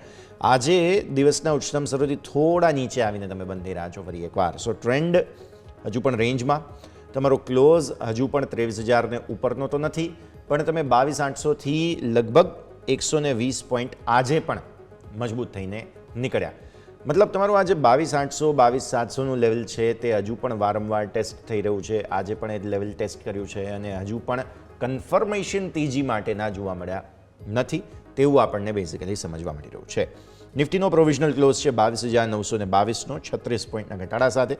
બેંક નિફ્ટીનો તમારો પ્રોવિઝનલ ક્લોઝ છે 191 પોઈન્ટના ઘટાડા સાથે 49,067. મતલબ કે ગઈકાલના ક્લોઝ જે હતા 49,258 ત્યાંથી થોડું વીક ક્લોઝ આવ્યું છે. થોડું નબળું ક્લોઝ તમને ગઈકાલના ક્લોઝની સામે જોવા મળશે, પણ તમે ન્યૂનતમ સ્તરોથી જુઓ તો સારા રિકવર થયા છો. સૌથી સારી રિકવરી ન્યૂનતમ સ્તરોથી મિડ કેપે બતાવી હતી. સ્મોલ કેપ નો ડાઉટ હજુ પણ 0.5% આસપાસ, ઓલમોસ્ટ 2%ના ઘટાડા સાથેનું ક્લોઝિંગ તમને બતાવે છે. મિડ કેપ બેઝિકલી 49,120થી 49,650નો તમને આજના દિવસે એટલું રિકવરી બતાવીને ક્લોઝ કર્યું છે. એક સમયે તો ઓલમોસ્ટ 5%થી પણ ઓછો ઘટાડો બચ્યો હતો મિડ કેપમાં. છેલ્લે થોડો ઘટાડો ફરી વધી ગયો. સેક્ટર સ્પેસિફિક વાત કરીએ, આઈટી સૌથી સરસ પરફોર્મન્સ બતાવ્યું, સરકારી stock CPSE, oil and gas, energy, service sector, commodities. વેચવાલી ક્યાં હતી? Consumer durables. આજે બધા કન્ઝ્યુમર ડ્યુરેબલ સ્ટોક્સની અંદર વેચવાલી જોવા મળી છે. બાય ધ વે આગળ ડિસ્કસ કરીશું આપણે. FMCGમાં 0.5% વેચવાલી, ઓટો, મીડિયા, સરકારી બેંક્સ, આ બધામાં હજુ પણ કોન્ફિડન્સ નથી, થોડી વેચવાલીના જ સંકેતો અહીંયાથી ખાસ બનેલા છે. એટલે ક્લેરિટીવાળું ક્લોઝ નથી તમારું, એ આપણે સમજવા માગી રહ્યા છે બેઝિકલી. હમણાં અસમ સર, તમે અમારા સાથે જોડાયા તે પહેલાં HDFC સિક્યુરિટીઝના વિનય રાજાણી આપણી સાથે જોડાયા હતા. એમણે કહ્યું કે માર્કેટ જે છે તે રિટ્રેસમેન્ટ બતાવવાની કોશિશ જરૂર કરી રહ્યા છે, પણ થોડો કદાચ સમય લાગી શકે. પણ એમણે અમુક ટેકનિકલ લેવલ્સ આપેલા હતા કે કદાચ હજુ પણ જો ઘટાડો બતાવો હોય તો 22,650 એક લેવલ છે કે ત્યાં સુધી મે બી કોશિશ કરી શકે માર્કેટ્સ. બાકી હવે એમના મત પ્રમાણે પણ ઇમર્જિંગ માર્કેટ્સમાં સૌથી સારું પરફોર્મન્સ જ્યારે ભારત જ કરવા જઈ રહ્યું છે, તો MSCIનો જે ઇમર્જિંગ માર્કેટ ઇન્ડેક્સ છે તેની સામે પણ આઉટ પરફોર્મન્સ બતાવવાની કોશિશ હવે અહીંયાથી ખાસ કરી શકે છે માર્કેટ્સ. સો એમનો પણ વ્યૂ એ જ બને છે કે હવે બોટમ બનવાની તૈયારીઓ ચાલી રહી છે, બસ હવે ક્યારે એ સવાલ છે. તો આજના ક્લોઝને અગેન એ જ જોવું જોઈએ, કેમ કે તમે જુઓ ને આ જે 22,700 22,800 લેવલ છે તેને પાછલા 3 દિવસથી ટેસ્ટ કરી રહ્યો છે નિફ્ટી, અને 3 દિવસે ત્યાંથી ઉપર જ, ભલે બહુ વધારે નહીં પણ ત્યાંથી થોડા ઉપર જ આપણે બંધ જોઈ રહ્યા છીએ. સાહેબ બિલકુલ, હું પોતે એગ્રી થઉં છું કે માર્કેટ ગઈકાલે બી આપ જોશો તો ગ્રીનમાં બંધ આવ્યું અને માઇનસ થયા પછી આજે ગ્રીનમાં બંધ નથી આવ્યું, પરંતુ બહુ નજીક પહોંચી ગયા આપણે. એટલે માર્કેટ સ્ટેબલ થવાનો ચોક્કસ પ્રયત્ન કરી રહ્યું છે. આમાં બે રીતે જોવું જોઈએ યશ, કે જો આ લેવલે આપણે હજી બી 2-3 દિવસ ટ્રેડ કરીએ છીએ તો હજુ ત્યાં બંધ આવે છે તો માર્કેટ એવું કોન્ફિડન્સથી કહી શકાય કે market is definitely bottom out. પણ મોટા ઘટાડા જો આમાં એટલીસ્ટ 200 નિફ્ટી પણ ઘટશે તો માર્કેટમાં એક ફરીથી પાછો મોટો ઘટાડો આવવાની શક્યતા છે. પણ જે રીતે મને દેખાઈ રહ્યું છે, હું જે રીતે ઓબ્ઝર્વ કરી રહ્યો છું એ પ્રમાણે મેં જેમ કહ્યું એ પ્રમાણે ધીમે ધીમે સ્ટોક જે શેર્સ છે, કારણ કે આમાં રિટેલ પાર્ટિસિપેશન પ્રમાણમાં ઘટી ગયું છે, આપ જાણો છો એ પ્રમાણે. બીજી બાજુ જે આપણે કહીએ કે એડિશનલ ફંડ્સ માર્કેટમાં આવતા હતા એ પણ ઓછા થવા માંડ્યા છે. એટલે હવે જેન્યુઅલી જે ઇન્વેસ્ટર છે એ માર્કેટમાં ધીમે ધીમે એન્ટર થઈ રહ્યો છે. તો જે પણ સ્ટોક વેચાય છે, જે ઘટાડો આવે છે, જે માલ સ્ટોક લેવાય છે એ એક મજબૂત હાથમાં જાય છે. અને મજબૂત હાથનો મતલબ એ છે કે જે પણ ઇન્વેસ્ટર છે 1 વર્ષના હોરાઇઝનથી ઇન્વેસ્ટ કરતો છે એવું માની શકાય. એક જનરલ આપણું ઓબ્ઝર્વેશન છે, અને એ સંજોગોમાં માર્કેટ બોટમ આઉટ થઈ શકશે. એટલે આમાં આજે આવા પાસ્ટમાં જ્યારે પણ અનુભવ થયા છે મારા, ત્યારે આ ટાઈપનું વર્કિંગ કરીને જો માર્કેટ એક વખત પણ ઉપર બંધ આવશે તો માર્કેટમાં આપણે ચોક્કસ કોન્ફિડન્સથી કહી શકશું કે માર્કેટમાં ઘટાડો પૂરો થઈ ગયો છે. અને મેં જેમ કહ્યું એ પ્રમાણે આજે ફેબ્રુઆરી 15 થઈ ગઈ, આપણે આ ક્વાર્ટરના પણ અડધો ક્વાર્ટર આપણે ઓલરેડી ક્રોસ કરી ચૂક્યા છીએ. એટલે નેગેટિવિટી ધીમે ધીમે ઓછી થઈ રહી છે. હું કોન્ફિડન્સ એટલા માટે જ નથી કહી શક્યો કારણ કે માર્કેટમાં હજી પણ આપ જુઓ તો ઉપર નીચે એવું થાય છે કે એક લેવલ આપણને એમ લાગે કે માર્કેટનો સ્ટોકમાં આવ્યું છે અને ફરીથી પાછી મોટી વેચવાલી આવે છે. આ પ્રોસેસ થોડોક અટકશે તો ચોક્કસ આપણે કોન્ફિડન્સથી કહી શકશું ને એના માટે એટલીસ્ટ 4 થી 5 ટ્રેડિંગ સેશન આપણે ઓબ્ઝર્વ કરવો પડશે. એટલે મારો કોન્શિયસલી ઓપ્ટિમિસ્ટિક વ્યૂ છે. ઓબ્ઝર્વ કરવાની બહુ સારી અત્યારે તક છે. જેમ મેં પહેલાં બી કહ્યું પ્રમાણે આવા માર્કેટમાં જ તક બનતી હોય છે, એ બનવાની તૈયારીમાં છે. બટ લેટ્સ સી, આપણે still we are keeping our finger cross, કારણ કે આ ટેકનિકલ આ લેવલ જો તોડે તો માર્કેટ ફર્ધર ડાઉન થઈ શકે છે. અને બીજું જે ખાસ કહે છે કે મિડ કેપ અને સ્મોલ કેપમાં હજી પણ એક કહેવાય કે બાઇંગ જે કહી શકાય, બાઇંગ દેખાતું નથી મને અત્યારે. એક આપણે કહી શકાય કે નીચા મથાળે થોડું બાય થાય છે પછી માર્કેટ ત્યાં થઈ જાય છે. એટલે એમાં પણ થોડું હજી વર્ક થાય પછી કોન્ફિડન્સથી કહી શકાય. પણ નિફ્ટી ડેફિનેટલી બેટર પ્લેસ લાગી રહી છે મને. ક્લિયરલી નિફ્ટી બેટર પ્લેસ અત્યારે ફિલહાલ જોવા મળી રહી છે, જેના પર આપણે નજર રાખવાની રહેશે. સર આગળ વધીએ. એક બહુ ઇન્ટરેસ્ટિંગ ડેટા અત્યારે સોનાને લઈને સામે આવે છે. ગોલ્ડના પ્રાઇઝીસ જે છે તે ખાસા એવા એલિવેટેડ છે, પણ હું તમારા સામે રાખું અમુક ડેટા. આપણી પરંપરા રહી છે સર ફિઝિકલ ગોલ્ડ ખરીદવાની. લોકો જ્વેલરી ખરીદે, આપણે ત્યાં જે છે તે ખાસ લગ્નસરામાં લેવા દેવામાં, આ તે બાળકો માટે થઈને, સુરક્ષા માટે થઈને, ફ્યુચરના સુરક્ષા માટે ફિઝિકલ ગોલ્ડ ખરીદવાની પરંપરા છે. પણ રિસેન્ટ અમુક ડેટા પ્રમાણે જે વર્લ્ડ ગોલ્ડ કાઉન્સિલ છે તેના પ્રમાણે ભારતીયો હવે જ્વેલરી ખરીદતા બંધ થઈ ગયા છે. જ્વેલરીની બંધ થઈ ગયા છે એમ તો ના કહેવાય, પણ ખરીદદારીની સ્પીડ ઘટી છે. 60% ઘરેણાની ડિમાન્ડ જે છે તે ઘટી. અને સામે બહુ ઇન્ટરેસ્ટિંગ ડેટા એ છે કે ગોલ્ડ ETFમાં 216%નો ડિમાન્ડમાં વધારો થયો. મતલબ ફાઇનલી જે ડિમાન્ડ શિફ્ટની જરૂર હતી, ઇલેક્ટ્રોનિક ગોલ્ડ પર લોકોએ આવવાની જરૂર હતી, જે આપણા દેશની ઇકોનોમી માટે પણ અલ્ટિમેટલી સારું છે, તે ડિમાન્ડ શિફ્ટ જોવા મળી રહ્યું છે સર. કેમ કે જો ટ્રેડિશનલ ફિઝિકલ ગોલ્ડની જો વાત તો એ ઓબ્વિયસલી એક સિક્યોરિટી આપે છે લોકોને, પણ ગોલ્ડ ETF છે તેમાં કદાચ ડિમાન્ડ સુધરવા લાગી છે. 2021નો આંકડો હું તમને કહું તો સર 610 ટન સોનું આપણે ભારતમાં ઇમ્પોર્ટ થયું હતું. 2024માં 563 ટન સોનું લોકોએ મતલબ કે ભારતમાં અહીંયાથી ઇમ્પોર્ટ કરવામાં આવ્યું છે. ટોટલ નહીં પણ આ રિટેલનો આંકડો છે સર. 610ની સામે 563 2021-2024. 2024માં ટોટલ ગોલ્ડની ડિમાન્ડમાં 15%નો વધારો છે, પણ એમાં ફિઝિકલ ગોલ્ડ નથી. તેમાં ETFની અંદર લોકોને હવે વધારે રસ જાગ્યો છે. એટલે એક તરફ ગોલ્ડ સર રેકોર્ડ બનાવી રહ્યું છે અને બીજી તરફ એક એસેટ ક્લાસ તરીકે એક આ નવું ટૂલ જે લોકોને દેખાયું તેનો પૂરો લાભ હજુ પણ લોકો લઈ રહ્યા છે. સર, આ કમેન્ટની સાથે સાથે હજુ હું એક મુદ્દો એડ કરવા માગીશ. ટોટલ નંબર ઓફ ડીમેટ એકાઉન્ટ્સની સંખ્યા તમે સાથે આને એડ કરી દો સર. સૌપ્રથમ યશ, મારું ચોક્કસ એવું મને ગોલ્ડ માટે ઘણી વખત અમે લોકોએ આમાં એક સેમિનાર કેવા પણ કરેલા હોય છે. ગોલ્ડમાં ઇન્ડિયા ખાસ કરીને આપણે જોઈએ તો આપણા જે રોકાણકારો છે એમને ગોલ્ડ માટેનો પ્રેમ યથાવત વર્ષોથી છે અને એના માટેના ઘણા આપણા ડેટા પણ સ્ટેટિસ્ટિક્સ પણ આપણી પાસે છે. પણ જેમ આપણે વાત કરી કે ગોલ્ડ જ્વેલરી ઉપરથી અત્યારે ડીમેટ એકાઉન્ટમાં અથવા તો જે પેપર ગોલ્ડ કહીએ એમાં આપણે રોકાણકારો ધ્યાન રહી રહ્યા છે. મારા મત પ્રમાણે ખૂબ પોઝિટિવ આ એક ન્યૂઝ છે, કારણ કે જ્યારે ગવર્મેન્ટે ગોલ્ડ બોન્ડ બહાર પાડ્યા, એક તો બે રીતે હું એને પોઝિટિવ ગણીશ કે એક તો સિક્યુરિટી વાઇઝ તમારે સાચવવાની કોઈ તકલીફ નથી. બીજી બાજુ ગવર્મેન્ટ એના ઉપર ઇન્ટરેસ્ટ 2% આપે છે. ત્રીજી વસ્તુ એ છે કે જે ઓરિજિનલ સબસ્ક્રાઈબર છે એ જ્યારે પણ ગોલ્ડ વેચશે ત્યારે એમને કેપિટલ ગેઇનમાંથી એક્ઝમ્પશન મળવાનું છે. આ બધા પોઝિટિવ ફેક્ટર છે જે ઓરિજિનલ માટે. તો સ્વાભાવિક રીતે ટુ હોલ્ડ ધી ગોલ્ડ આપણે જ્યારે ફિઝિકલ ફોર્મમાં હોલ્ડ કરીએ એના કરતાં ડિજિટલ ફોર્મમાં હું કાયમ આ વસ્તુને એડવોકેટ કરતો આવ્યો છું કે ગોલ્ડને તમે એક એસેટ ક્લાસ તરીકે ગણો. આજથી 5 થી 7 વર્ષ પહેલાં ગોલ્ડના રિટર્નની વાત કરીએ તો એ ઘણી વખત 4 to 5 years તમને નેગેટિવ રિટર્ન આપતા દેખાયા છે. પરંતુ ગોલ્ડની એક ટેન્ડન્સી રહી છે કે 5 વર્ષના તમારા ગાળા પછી જ્યારે મુવમેન્ટ આવે તે એક શાર્પ મુવમેન્ટ આવતી હોય છે. પણ છેલ્લા 4 વર્ષથી તો ઇટ ઇઝ એક્સેપ્શનલી એનું પરફોર્મન્સ છે. એટલે તમે કદાચ જુઓ તો ઘણી વખત સિક્યોર્ડ એસેટ અને સામે ગુડ રિટર્ન એમાં ગોલ્ડે આઉટ પરફોર્મ કરેલું છે. એટલે અમે જનરલી અમારા એક સ્ટડી પ્રમાણે એવું કહીએ કે તમારા ટોટલ ઇન્વેસ્ટમેન્ટના 10% તમે ગોલ્ડમાં ઇન્વેસ્ટમેન્ટ કરો અને એ પણ ઇફ પોસિબલ તમે પેપર ગોલ્ડમાં કરો, જેથી કરીને સિક્યુરિટી, ઇન્ટરેસ્ટ અને તમારું કેપિટલ ગેઇન આ બધામાં બેનિફિટ રહી શકે. પણ મેં જેમ કહ્યું પ્રમાણે કેપિટલ ગેઇનનો બેનિફિટ માત્ર ને માત્ર ઓરિજિનલ સબસ્ક્રાઈબર માટે છે અને ગવર્મેન્ટ પિરિયોડિકલી બહાર પણ પાડતું હોય છે. એટલે ઇન્ડિયામાં ગોલ્ડનું રિઝર્વ વધ્યું છે એવું નથી, વર્લ્ડ લેવલ પણ હવે, કારણ કે ગોલ્ડ ઘણી બધી કન્ટ્રીઓ પોતાને પ્રિઝર્વ કરવા માંડી છે. ઇન્ડિયા ઘણું બધું આગળ વધી ચૂક્યું છે આ બાબતમાં અને બહુ જ સારું રિઝર્વ આપણે ઊભું કરેલું છે. તો મારી દ્રષ્ટિએ ગોલ્ડના પ્રાઇસ નો ડાઉટ ઘણા બધા વધી ચૂક્યા છે. એટલે આમ ઘણી વખત એવી ચિંતા છે કે આમાં થોડો ઘટાડો આવશે, પણ એવું કોઈ ઘટાડાના સંકેત દેખાતા નથી. હા, એક વસ્તુ ચોક્કસ બની શકે કે આ લેવલ ઉપર ગોલ્ડ લાંબો સમય રહી શકે કદાચ.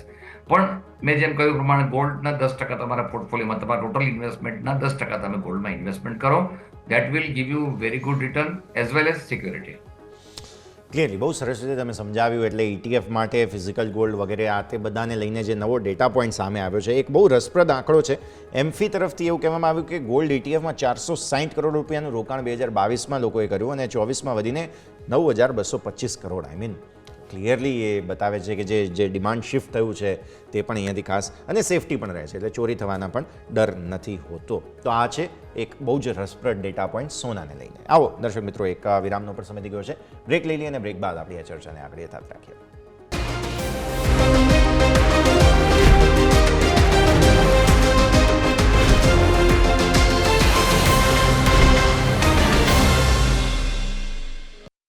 બ્રેક બાદ આપનું સ્વાગત છે. ભારતીય માર્કેટ્સના ક્લોઝ બાદ આપણે ચર્ચા કરી રહ્યા છીએ. આપણી ચર્ચાને હવે આગળ યથાવત રાખીએ.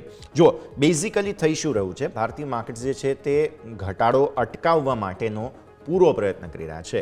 જેમ આપણે શરૂઆતમાં વાત કરી કે 20%નો ઘટાડો ઓલરેડી થઈ ચૂક્યો છે, રાઈટ? તો 20%નો ઘટાડો ખાળવા માટે થઈને, એટલે કે તેને પચાવવા માટે થઈને પણ માર્કેટને સમય જોઈએ, તો એ સમય કદાચ માર્કેટ્સ અત્યારે લઈ રહ્યા છે.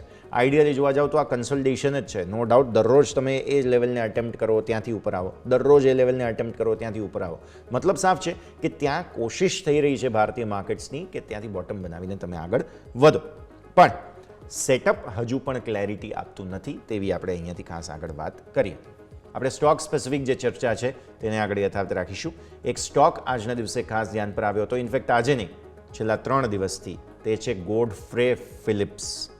3 દિવસમાં 45% વધ્યો. આજે વધ્યા બાદ છેલ્લે થોડો ટોપ આઉટ થયો અને થોડું પ્રોફિટ બુકિંગ આવ્યું સ્ટોકમાં, બાકી બહુ સરસ વધ્યો છે. Q3 બેઝિકલી પરિણામો બહુ સારા હતા, તે બાદ તેજી જોવા મળી. પ્લસ અહીંયા વોલ્યુમ્સ બેઝિકલી દરરોજ નવા ને નવા વધતા જઈ રહ્યા છે અને વોલ્યુમમાં બહુ મોટા સ્પાઇક આવી રહ્યા છે. અસીમ સર, ગોડફ્રે ફિલિપ આપણે પહેલાં પણ ચર્ચા કરી ચૂક્યા છીએ. બિઝનેસ આઈડિયલી જોવા જાઓ તો સસ્ટેનેબલ કક્ષા પર નથી, કેમ કે ગમે ત્યારે કંઈ પણ સમાચારો આવતા હોય, સરકારી ટેક્સ સાથે બધું લાગતું હોય, ડિમાન્ડ સેનેરિયોની વાત અલગ થઈ ગઈ છે. પણ અહીંયા જ્યારે વોલ્યુમ દરરોજ 3 દિવસથી સર વોલ્યુમ બહુ મોટા વધારા બતાવી રહ્યા છે. મતલબ સાફ છે કે કોઈ યા તો માલ કોર્નર કરી રહ્યું છે, એ મે બી પ્રમોટર પણ હોઈ શકે કે પછી મોટું કોઈ ફંડ હાઉસ હોઈ શકે. હવે આવા પ્રકારના બિઝનેસમાં પ્રમોટર સિવાય કોણ હાથ નાખતું હોય એ પણ એક ક્વેશ્ચન બને છે.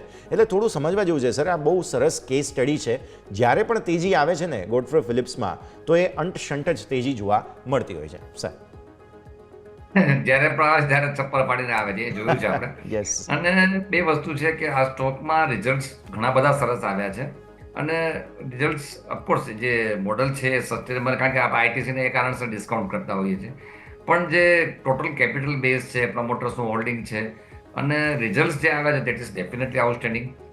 શેર ખૂબ જ વધી ગયો છે, એટલે અત્યારે કોઈ મારી એડવાઇસ નથી આ બાય કરવાની, થોડુંક કુલ ડાઉન થવા દો. પણ યસ, હું ચોક્કસ માનું છું બે વસ્તુ છે આ કંપની પાસે. એક તો જેમ આપણે વાત કરી, મારું પણ એવું માનવું છે કે પ્રમોટર્સ ડેફિનેટલી પોતાનો સ્ટેક વધારતા હશે એવું માની લઈએ. રિઝલ્ટ સારા છે, એમાં કોઈ ડાઉટ નથી, રિઝલ્ટ સારા જ છે. ત્રીજી વસ્તુ, કંપની પાસે લેન્ડ બેંક પણ સારી છે, જે મને નોલેજ છે પ્રમાણે. એટલે કંપનીના ફંડામેન્ટલ એ રીતે જુઓ તો ઘણા સારા છે. ઇન્ટ્રેન્સિક વેલ્યુ, જે આપણે મૂળભૂત વેલ્યુ કહેતા હોઈએ છીએ, ઘણી સારી છે. પણ જે એબ્રપ્ટ જે ઉછાળો આવ્યો છેલ્લા 3 થી 4 દિવસમાં રિઝલ્ટ પછી, એ થોડુંક ડાયજેસ્ટ થાય એ જરૂરી છે. ત્યાં સુધી આપણે હોલ્ડ કરીશું, ત્યાં સુધી આપણે નવું બાય કરવાની મારી એડવાઇસ નથી રહી.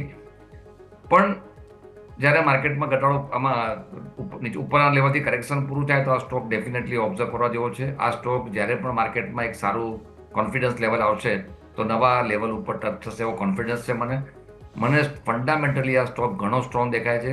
ઓફકોર્સ આપણે જે વોલ્યુમની આપણે વાત કરીએ, વોલ્યુમ વધી રહ્યા છે, પણ તમે કેપિટલ બેઝ જુઓ તો કેપિટલ બેઝ ઘણો નાનો છે પ્રમાણમાં. So view is absolutely positive. પણ because of low capital base volatility ખૂબ રહે એવી શક્યતા છે. એટલે ઊંચા માથાને કોઈ પણ રોકાણકાર એમાં કૂદી ન પડે એવી મારી એડવાઇસ છે.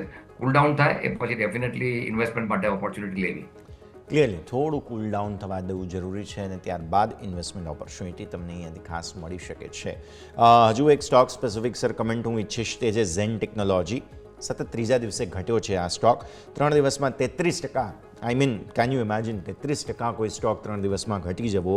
પરિણામ એક તો નબળા છે, કોન્ટ્રાક્ટ બુકિંગ જે છે તેના થોડા ડિલે છે, એનાથી થોડી નેગેટિવ અસર. પ્લસ સર ઝેન ટેકનોલોજી જે છે તે આઈડિયલી એક ડિફેન્સની સાથે પણ ઇનડાયરેક્ટલી કોરિલેટેડ છે અને ડિફેન્સ સેક્ટર અત્યારે થોડું વેઇટ એન્ડ વોચના મૂડમાં છે, કેમ કે આપણે અમેરિકાથી કેટલું ઇમ્પોર્ટ કરીશું, શું આવશે, કયા ભાવે આવશે, એની પણ રાહ કદાચ ડિફેન્સ સેક્ટર જોઈ રહ્યું છે. મોટાભાગે તો ડ્રોન જ આવશે અમેરિકાથી, તે જે આપણને સેન્સ છે તે પ્રમાણે પ્રેડેટર ડ્રોન, જે બહુ જ સરસ ટેકનોલોજી છે એમની. પણ તેમ છતાં પણ ઝેન ટેકનોલોજીમાં એક નર્વસનેસ સ્ટોકમાં આવી ચૂકી છે સર. ડિફેન્સની એક જે ફેન્સી પકડાઈ હતી અને આપણે પ્રેક્ટિકલી ડિફેન્સના નામથી જે સ્ટોક બહુ સારા મુવમેન્ટ આપી હતી અને ઝેન ટેકનોલોજી પર્ટિક્યુલરલી બહુ જ સારું કામ કરી રહી છે કંપની. એમાં ફંડામેન્ટલ કોઈ નેગેટિવ છે નહીં. પરંતુ બે વસ્તુ છે. એક તો આ જો તમે HL છે, મઝગાઉં ડોક છે, એવા જે બધા લીડિંગ કંપનીઓ છે કે જેમાં એક ડિફેન્સના આપણે જે વ્યૂથી બાય કરે તેમાં મોટું કરેક્શન જોવા મળી રહ્યું છે. ખાસ કરીને HLમાં અને જે આર્મી છે, જે એના એરફોર્સમાં, એની સાથે વચ્ચે બી જે ટાઈમસર નથી આપણે આપી શક્યા એનું પોઝિશન ડિલિવરી, એ કારણસર બી એક ડિસ્કશન થયેલું છે. પણ ચોક્કસ જે પ્રોજેક્ટમાં ડિલે થાય છે, જે ઇમ્પ્લિમેન્ટેશન, હું ઓલવેઝ કહું છું કે ઇન્ફ્રા હોય કે ડિફેન્સના હોય, implementation is always key to the success of the company. એમાં ક્યાંક ને ક્યાંક આપણે ઘણી બધી કંપનીઓ થોડી પાછળ પડતી દેખાય છે અને એ કારણસર આપણને આ સ્ટોકમાં બધામાં વસવસો દેખાયો છે. જે અગેન કહીશ કે ઝેન ટેકનોલોજી પાસે ઓર્ડર પણ સારા છે, ફંડામેન્ટલ પણ સારા છે. બિકોઝ ઓફ ડિલે એ બધામાં જે રેવન્યુ જનરેશન થવી જોઈએ થઈ નથી. સારો એવો ઘટાડો આવી ચૂક્યો છે. ફર્ધર ઘટાડો બાય ચાન્સ આવે છે તો બાઇંગ ઓપોર્ચ્યુનિટી સમજવાની. આ સ્ટોક માટે મારો વ્યૂ એબ્સોલ્યુટલી પોઝિટિવ છે. હા, સારો એવો ઘટાડો આવી ચૂક્યો છે, કદાચ હજી 1-2 દિવસ આવી શકે તો પણ એમાં બાય કરજો. વેચશો નહીં, જેની પાસે હોલ્ડ છે એ હોલ્ડ કરી રાખે. એટલી ડિફિકલ્ટ સલાહ એટલા માટે છે કે આટલું મોટું ઘટ્યા પછી હોલ્ડ કરવાની સલાહ આપવી એક મતલબ ઘણી વખત એમ થાય કે શેના માટે કહો છો, પરંતુ fundamentally this company looks very strong. ડિફેન્સમાં જે પણ ચિંતાઓ છે આપણને દૂર થતી દેખાશે આવનારા મહિનાઓમાં. એટલે આઈ મીન થોડુંક કુલ ડાઉન થવાની જરૂર છે, બાકી આ બધા સ્ટોક ઘણા સારા છે. થોડું કુલડાઉન મે બી પોસિબલ છે કે આવી શકે, પણ સ્ટોક આ બધા જ ઘણા સારા જોવા મળી રહ્યા છે, ધ્યાન પર રાખીશું. આગળ વધીએ સર. 2-3 દિવસથી વધુ એક સ્ટોક છે કે જેમાં બહુ મોટી તેજી જોવા મળી આપણને, તે છે GSK ફાર્મા, એટલે કે ગ્લેક્સોસ્મિથક્લાઇન ફાર્મા. અગેન નંબર્સ બહુ સારા આવ્યા હતા સર, અને એ પછી કોન્ઝિક્યુટિવલી બીજો દિવસ છે કે આજે સ્ટોકમાં સારી 7.5-8% તેજી જોવા મળી, અને એક અઠવાડિયામાં 22%. એટલે ઓબ્વિયસલી પાછલા 1, 2, 3 ટ્રેડિંગ સેશન ગણીએ તો તેમાં જ બહુ સરસ મોટી મૂવ જોવા મળેલી છે. ફાર્મા સ્ટોક્સમાં GSK ફાર્માનું પ્લેસમેન્ટ પહેલાં તો સમજાવો સર, અને અમેરિકાનું એક્સપોઝર કઈ રીતે છે, ટેરિફ કદાચ આવે ન આવે તો તે બધાની કોઈ ઇમ્પેક્ટ આવી શકે સ્ટોકમાં? તો પ્રથમ તો આપણે જે ઇન્ડિયન ફાર્માસ્યુટિકલ કંપની છે એનું તમે જો અમેરિકામાં માર્કેટ છે જુઓ તો ઘણો મોટો છે, કદાચ બીજી બધી વર્લ્ડની કન્ટ્રીઝ કરતાં આપણું માર્કેટ છે ઘણો સારો છે. અને ખાસ કરીને જનરિક ડ્રગ્સ કે જ્યાં US જનરિક ડ્રગ્સનું જે સેલ્સ છે એ ઘણું બધું માસિવ છે ત્યાં આગળ, અને એમાં આપણી કંપનીઓનું કોન્ટ્રીબ્યુશન ઘણું સારું છે.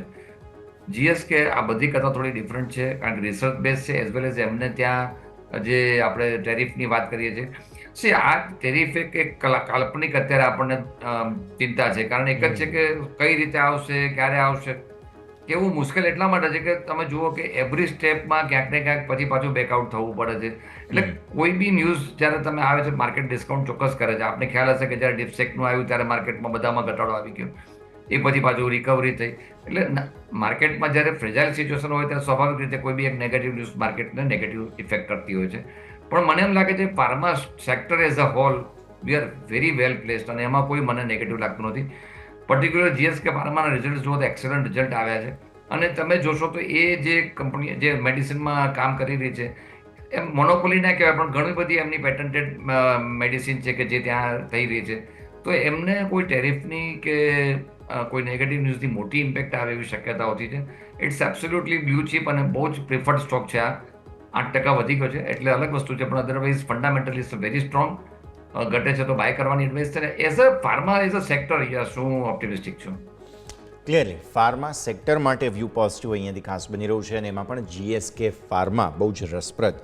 સરકારી સ્ટોક્સની વાત કરી સર. એક કાઉન્ટર NLC ઇન્ડિયા, હવે અહીંયા કોઈ ફંડામેન્ટલ સમાચાર નથી સર, માત્ર ને માત્ર ટેકનિકલ મૂવ છે, અને તમે જો એક અઠવાડિયાની મૂવ જુઓ તો 11% આસપાસની તેજી.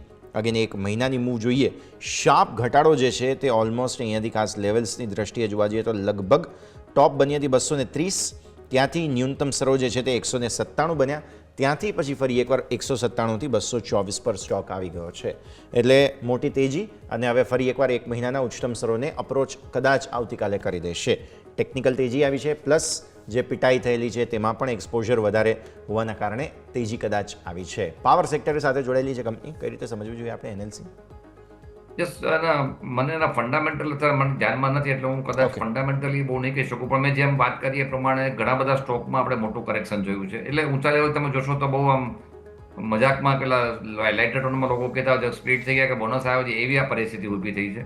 એટલે બાઇંગ કદાચ એમાં આવ્યું છે, પણ since I don't know the fundamental right now, એટલે હું મારું રિઝનિંગ બરાબર નથી આપી શકતો, એટલે ઇટ્સ બેટર કે આમાં હું ન્યુટ્રલ રહું.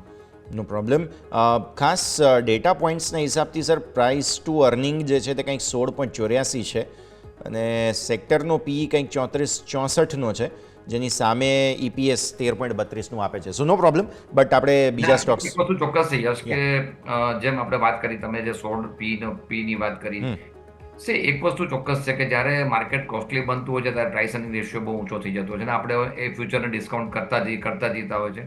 હવે જ્યારે આખા માર્કેટમાં નેગેટિવ એટમોસ્ફિયર થયું હોય એટલે દરેક વસ્તુ આપણને મોંઘી લાગતી હોય. આ એક આઈ મીન એક બહુ ફોરગોન કન્ક્લુઝન છે. મેં પાસ્ટમાં આવું ઘણા બધી વખત આવા સાયકલો જોઈ છે. ધીમે ધીમે માર્કેટ પોતાનું વેલ્યુને ટેસ્ટ કરતી હોય છે. હવે આપણે 16ની વાત કરી છે, આપણા ડેટામાં પ્રમાણે કીધું પ્રમાણે, સોળનો PE is absolutely attractive in my opinion. એટલે સ્વાભાવિક રીતે જે લોંગ ટર્મ ઇન્વેસ્ટર છે, જે મેં હમણાં વાત કરી કે ઘણી બધી કંપનીઓમાં ધીમે ધીમે આપણે બાઇંગ જોવા મળે છે. ઇવન હું તમે પાસિંગ રેફરન્સ તરીકે આપણે વાત કરું તો આઈ થિંક ગયા પ્રોગ્રામમાં આપણે ચર્ચા પણ કરી હતી ઝોમેટોની. Yes. આજે ઝોમેટો એ લેવલથી આપણે આજે ઉપર જોવા મળ્યું છે. એટલે બાઇંગ રોકાણકારો કરી રહ્યા છે, ફંડ હાઉસ પણ કરી રહ્યા છે. એટલે મારું રોકાણકારોને એ જ કહેવું છે કે સારી સ્ક્રિપ્ટ સિલેક્ટ કરો, પોર્ટફોલિયોમાં એડ કરો, it will give very good return. Okay sir, આજે સવારે બ્રોકરેજ રિપોર્ટ્સ આવ્યા હતા સિમેન્ટ સેક્ટર પર, જેમાં મોર્ગન સ્ટેનલી તરફથી રિપોર્ટ છે આ સમગ્ર સેક્ટર પર. હું તમને ક્વિકલી બધું ખાસ રેપઅપ કરી દઉં. એક તો એમણે કહ્યું છે ડિમાન્ડ સારી રહેશે અને કિંમત વધતી રહેશે એટલીસ્ટ 1-2 ત્રિમાસિક માટે. અલ્ટ્રાટેક પર તેઓ ઓવરવેટ રેટિંગ આપી રહ્યા છે, 13,650 target. Ambuja cement overweight rating 590 target. આ બે પસંદ છે. ઇક્વલ વેટ રેટિંગ તેમનું છે તે શ્રી સિમેન્ટ પર 26,950 ટાર્ગેટ. દાલમિયા ભારત અંડરવેટ અને એસીસી પણ અંડરવેટ, બંનેમાં ટાર્ગેટ 1,630-1,670 રિસ્પેક્ટિવલી. સૌથી વધુ પસંદ અલ્ટ્રાટેક અને અંબુજા તેમને પડી રહ્યા છે. ડિમાન્ડ આઉટલુક તેઓ એમ કહે છે કે સ્ટ્રોંગ રહેશે એટલે પ્રાઇસ પણ પર બેગ વધતી રહેશે, તેવું એમનું અહીંયાથી કહેવું છે. સર એ અગેન આ જ વસ્તુ આપણે ચર્ચા કરવાની છે, કારણ કે લાસ્ટ ક્વાર્ટરમાં તમે જોયું છે કે બધા સિમેન્ટ સેક્ટરના રિઝલ્ટ્સ નેગેટિવ હતા. અને મેં જે વાત કરી પ્રમાણે ગવર્મેન્ટ સ્પેન્ડિંગ, ઇમ્પ્લિમેન્ટેશન આ બધાના ઇસ્યુ હતા. હું અગેન ઓપ્ટિમિસ્ટિક એટલા માટે છું કે જ્યાં સ્પેન્ડિંગ વધવાનું છે તો આ બધા જ સિમેન્ટ સેક્ટરને મોટો બેનિફિટ થાય એવી શક્યતા છે. ઘણા બધા રોડ પ્રોજેક્ટ્સ છે કે જે ડિલે થઈ રહ્યા છે અને એને ઇમ્પ્લિમેન્ટ કરવા માટે ફાસ્ટ કામ થઈ રહ્યું છે. એટલે આ તો આપણે રિપોર્ટ કહ્યું, આપણે વાત બરાબર છે કે એમાં કરંટ ક્વાર્ટરમાં ડિમાન્ડ સારી રહેવી શક્યતા છે, પ્રાઇસ પણ ફર્મ થાય એવી શક્યતા છે. આઈ થિંક જે ડિસેમ્બરનું quarter particularly for the cement sector was the worst. એના પછીના હવે ઇમ્પ્રુવમેન્ટ આપણને દેખાઈ રહ્યું છે. ઇવન જે ડેટા અત્યારે આપણી પાસે આવી રહ્યા છે સિમેન્ટની જે ઓફટેક છે એ પણ બેટર દેખાઈ રહ્યો છે. સો સિમેન્ટ સેક્ટર માટે જે વર્સ્ટ છે ડેફિનેટલી પૂરું થઈ ગયું દેખાશે. મને નોટ ઓનલી 1 ક્વાર્ટર, મને અનધર 2-3 ક્વાર્ટર્સ ઘણા સારા દેખાઈ રહ્યા છે. So it's definitely portfolio stock UltraTech છે કે અંબુજા છે અને મિડ કેપ સિમેન્ટમાં પણ જેમ વાત કરી શ્રી સિમેન્ટ છે એ પણ ઘણું સારું પરફોર્મ કરી શક્યતા છે. ઓવરઓલ પ્રાઇસ ફર્મ રહે એવી પૂરેપૂરી શક્યતા છે. બાઇંગની ઓપોર્ચ્યુનિટી છે.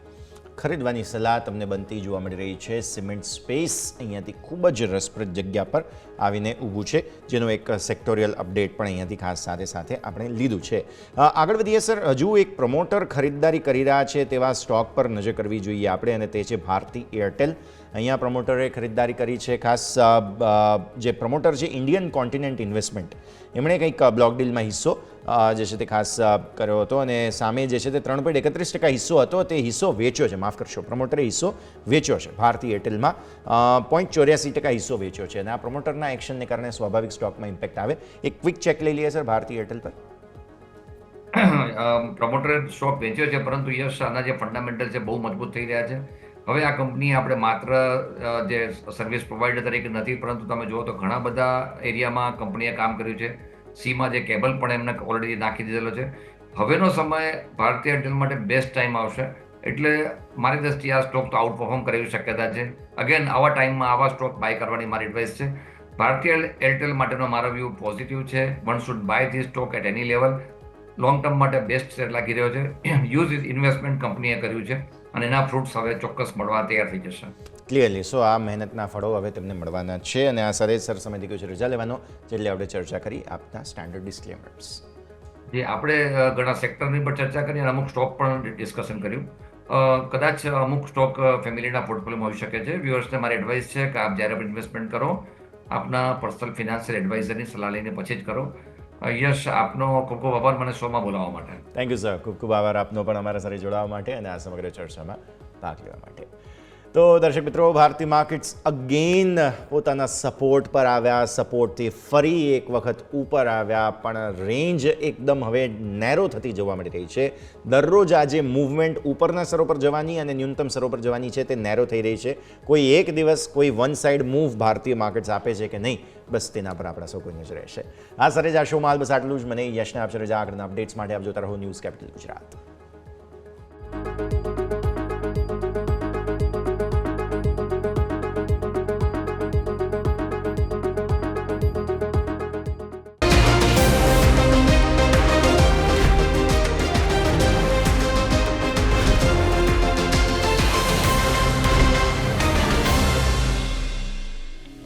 Closing Capital, presented by Trade Bulls. अब ट्रेडिंग सबके बस की बात है। को powered by Net Protector, protect your digital life.